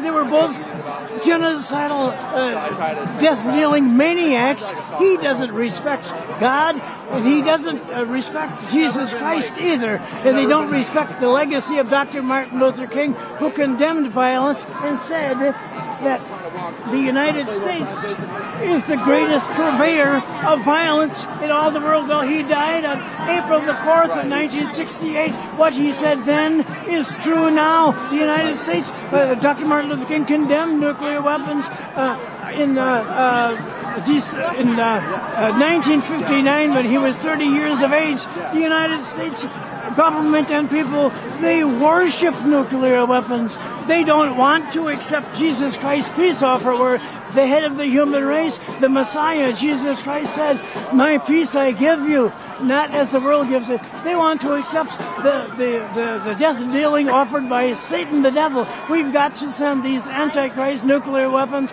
back to hell where they came from. Seems like the only thing they worship is money. It's all about the money and the war. Money and the power. They want to make another war now with China. It stimulates the Antichrist U.S. war-based economy. These are ungodly maniacs. Yeah. What do you think about, because we always hear Biden and other politicians talking about the threat to democracy and fascism if Trump gets back into power. But yet what we're seeing here right now is not democracy at all. We're actually seeing fascism more and more each day as the genocide goes on. We don't have a serious choice. That crotch-grabbing billionaire Donald Trump, he's not Christian, he's not Presbyterian, he worships his own belly button, and he's an ignorant, obnoxious, obscene person, put it that way. Yeah. If I was Donald Trump, I'd use the most vulgar language that he habitually uses. And Joe Biden is not Catholic, he's not Christian, he's a genocidal maniac, he's an abortionist, among other things. He's not. We don't have a serious choice here. Dr. Martin Luther King, a serious Christian, he said that the United States was in danger of spiritual death. Well, the United States has spiritually died, but we hope for all things through Christ, the Prince of Peace, who strengthens us. Jesus raised Lazarus from the dead when he said, "Lazarus, come forth." Well, we can also say, hoping for all things, "Uncle Sam, come forth from your spiritual death." These are a bunch of deadbeats. Some of these people supporting Donald, practically as maniacal as the man they're worshiping, Donald Trump. Yep. Thank you very much. You're welcome. Take care. Thank you. Take care.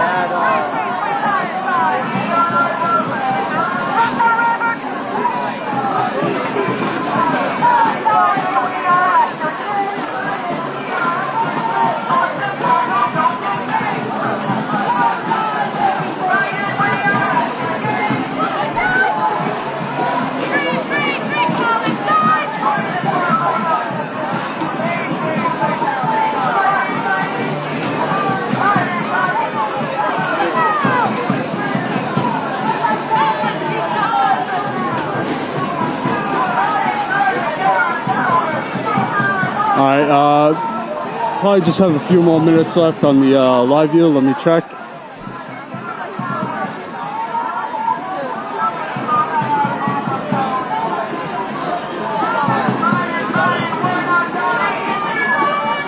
Yeah, so I probably have another 30 minutes or so on the live view. It's now almost 3:30. At 4 o'clock, they're going to be doing it's a people's court. That's going to be over at the Ellipse, which is in back of the White House, closer to the Washington Monument. I'm going to try and get over there eventually and see if I can record that.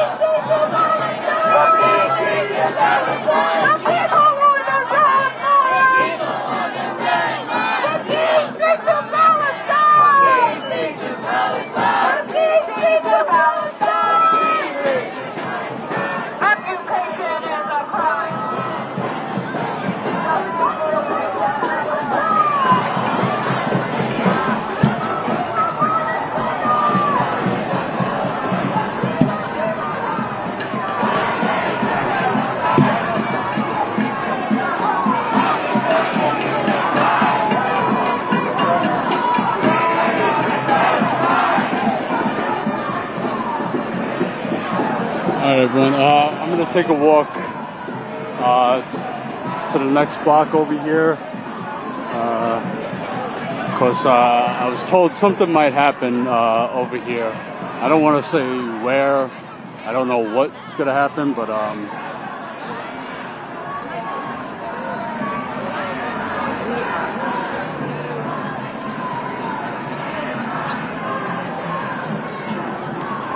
Oh, you don't want to be there?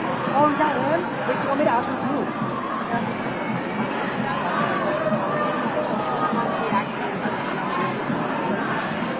okay, I think it's this way actually.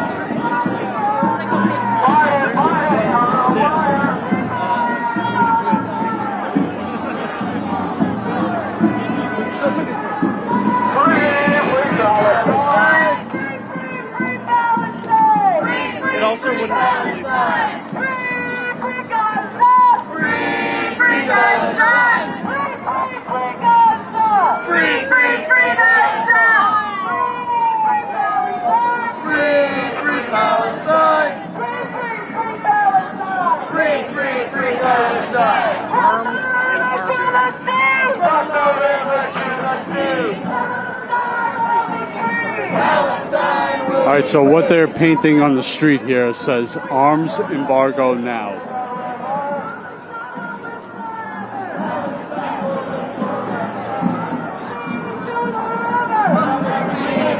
Again, so this is Pennsylvania Avenue and 17th Street. This is on the same block as as the White House. Again, the red line on this side goes all the way down, going around.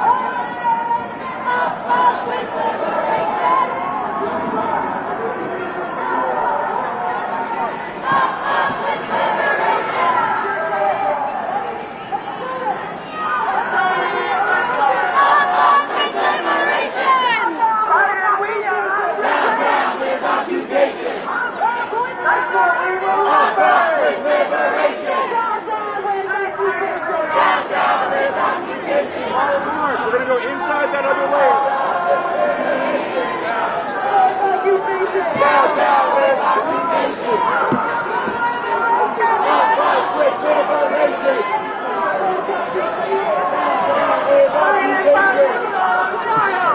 That's, oh, sorry. You lose a piece.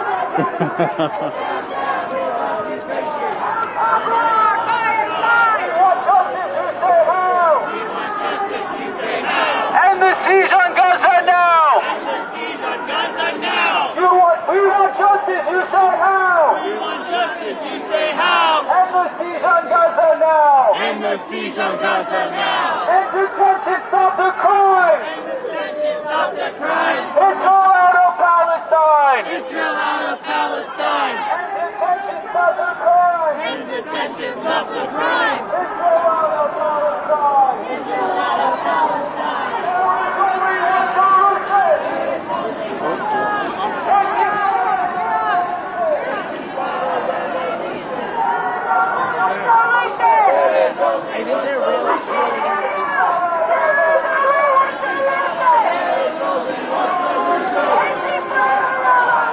Alright, so it looks like they're going to be possibly folding up the red line, the banner, as it gets closer to 4 o'clock, where they're going to have the People's Court.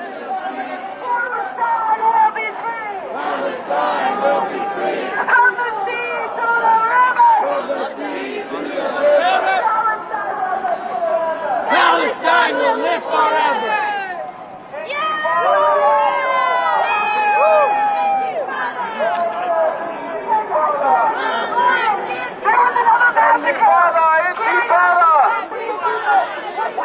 Globalize the Intifada! Intifada! Intifada! Globalize the Intifada!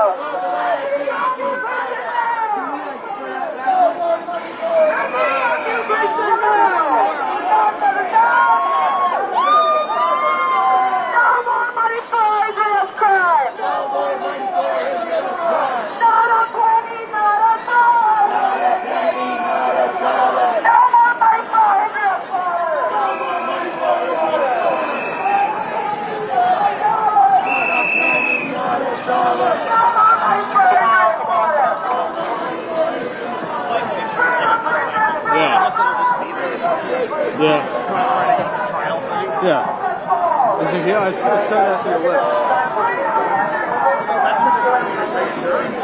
That's what it said on the flyer. You're not live.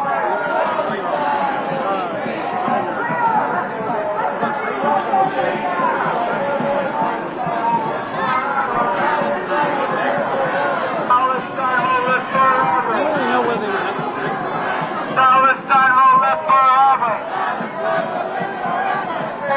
Free Palestine! Free Palestine! Free Palestine! Free Palestine!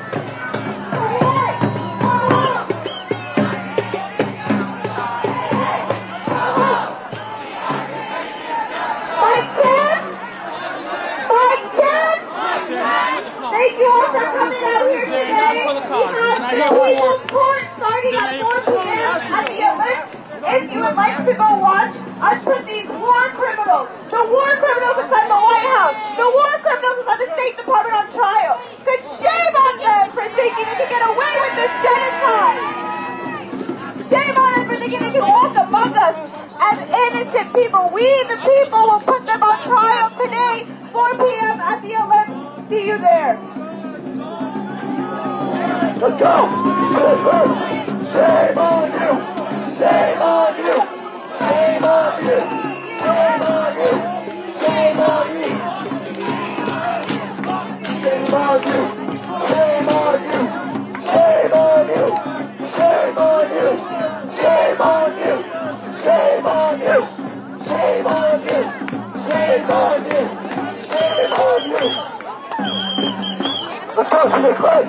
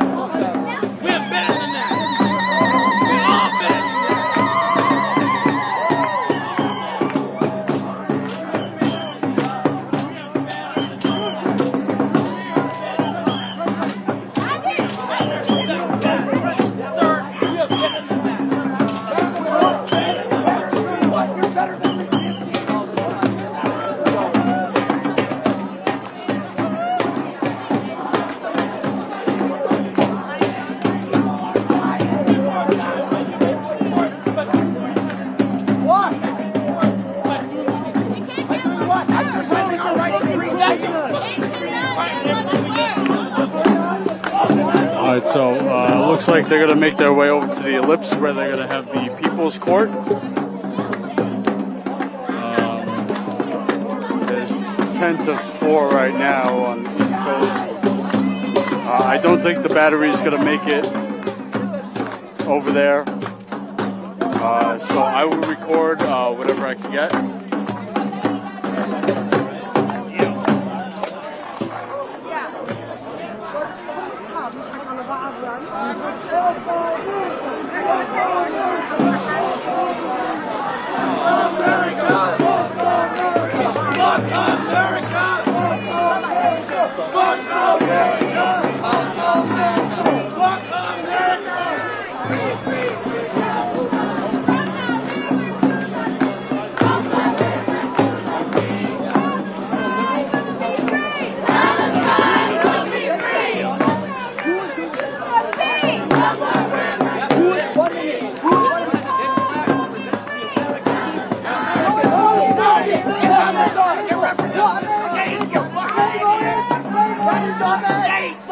What slave owners? Yo, you know what? Where are the slaves? This flag represents. We're going to be moving to the left of a few people. The people at this fucking government murders on a daily basis. Those people that are locked up inside the fucking burn the Israeli flag if you want. It's a fucking U.S. colony. Get the fuck out of here, bro. What's it? You're supposed to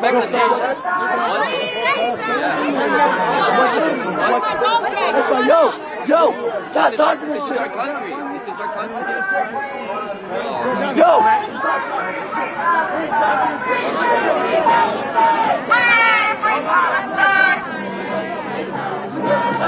Guys, let's move to the cliffs, alright?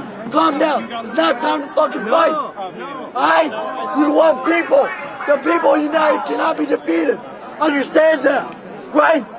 How the fuck are you supposed to work? That's that if you like this. Back it up.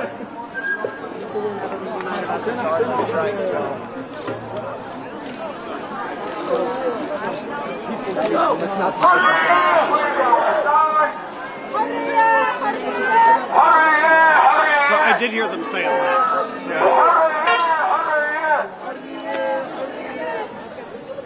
فلسطين حرية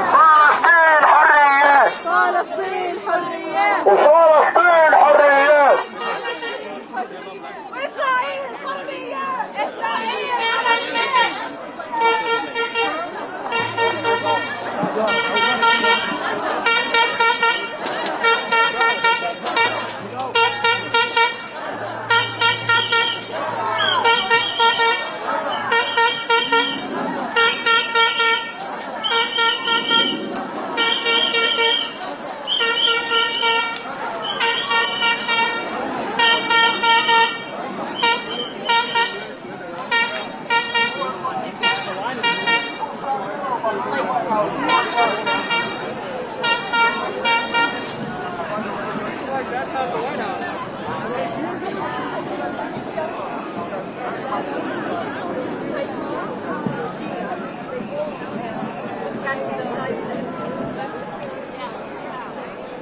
All right, everyone. Before this live stream ends, I want to say thank you. Thank you for watching. Thank you for tuning in. 4 o'clock behind the White House. Yeah, I got like maybe less than 10 minutes left. Yeah, I guess so. Okay. 4 o'clock, we're putting Joe Biden on trial behind the White House. Maybe on the jury. I want to be on the jury. Status Coup is, I think, We should have a way to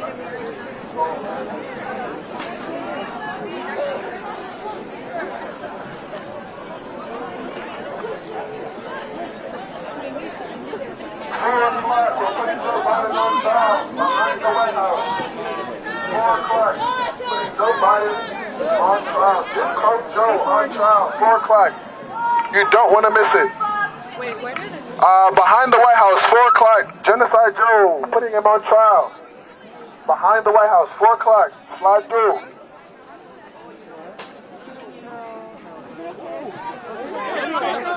I'd rather, I want to see what's happening. Also, I think you will be able to 5 p.m. Eastern, 2 p.m. Pacific. Tina is going live from a protest, the People's Red Line protest in LA. So make sure you tune in. This live stream will end in a few minutes as my battery's gonna die. But I will keep it live as I walk towards the ellipse for the trial. I'm gonna record that, so we'll post that later. So make sure you are subscribed so you get those notifications. You'll see the video pop up in your feed. You won't have to go looking for it. So hit subscribe.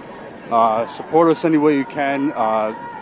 This work is not easy. It's expensive. So we need all the help we can to keep us on the ground, to keep us reporting from these stories, these protests. So if you can, go to statuscoup.com/join.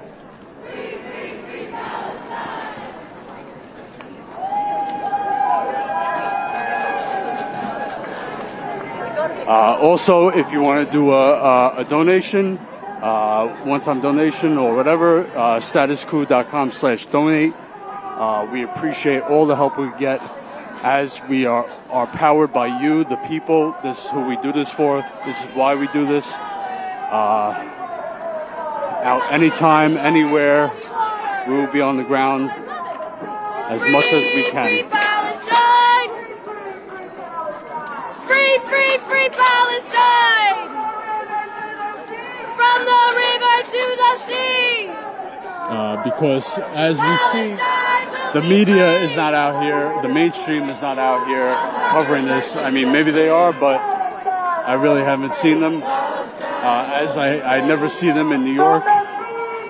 They just completely ignore these protests, and then they want to take the politician narrative, the police narrative, and try and spin these protests as anti-Semitic or supporting terrorism or violent, when in reality that's not the truth, that's not what's happening, and that's why we are on the ground showing you what's happening, showing you that these are peaceful protests, and the police are the violent ones when it comes to the protest.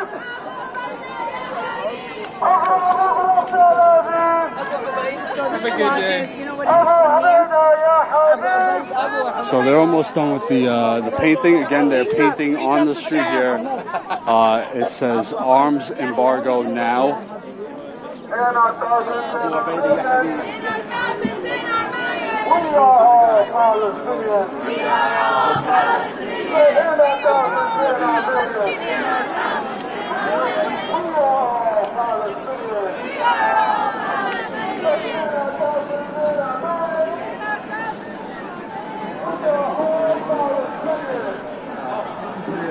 Shoot me an email if you want. I'll shoot you a couple.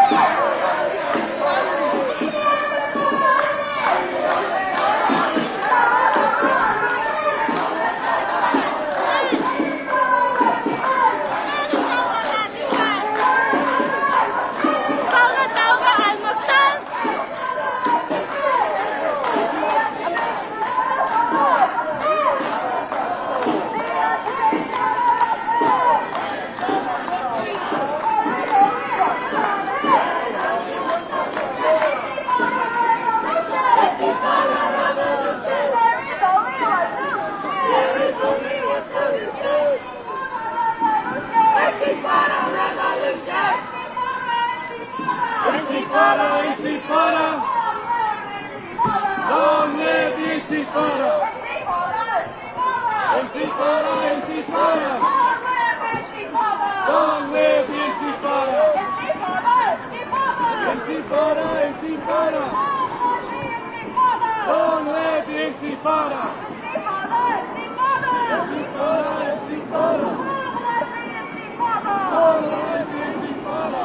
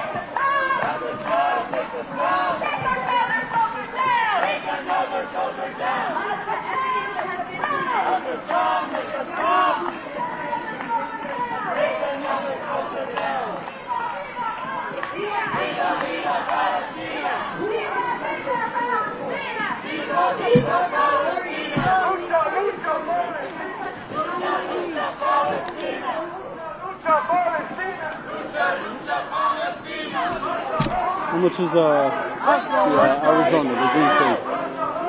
Three? Thank you. Viva, viva Palestina! Thanks. Lucha, lucha Palestina! Lucha, lucha Palestina! Lucha, lucha Palestina! Lucha, lucha Palestina!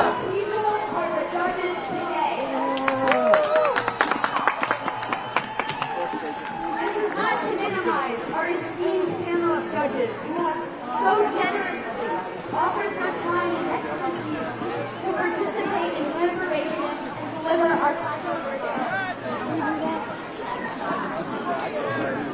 This panel is composed of Palestinian and Arab organizers, workers, elders, and loved ones. Please join us in welcoming our amazing judging panel, who we will get to know better later in this trial.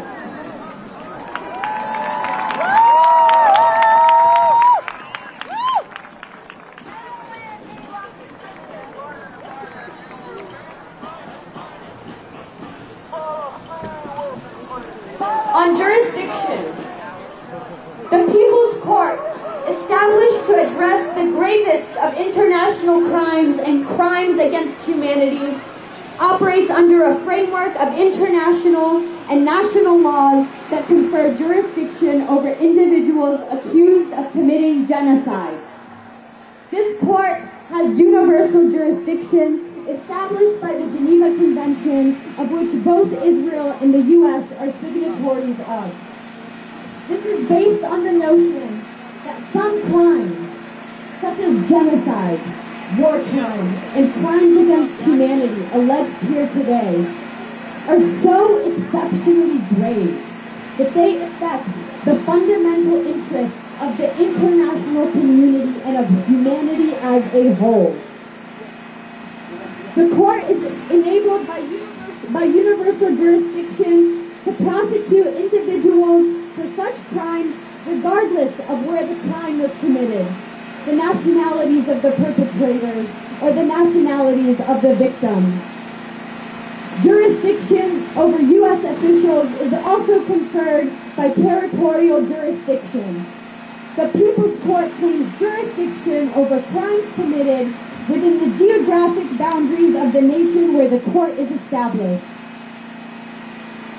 Today, our team of attorneys will be representing the case to you, to the people, specifically regarding the crime of genocide, war crimes, and crimes against humanity.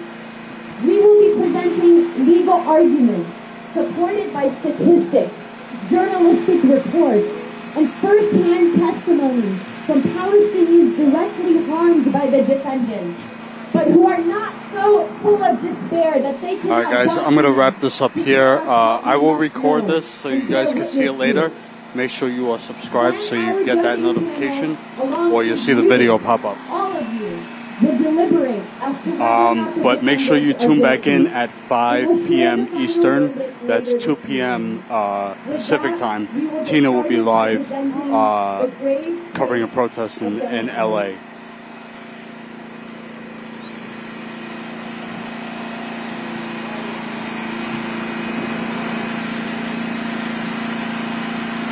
to all the people of conscience who are entering into the People's Court, we welcome you to your rightful place in history as the judges of what is right and wrong.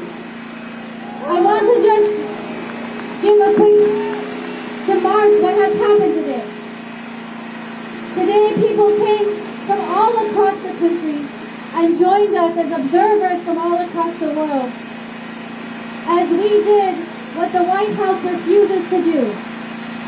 We said that we stand with humanity and that we are going to assert ourselves as the arbiters of justice.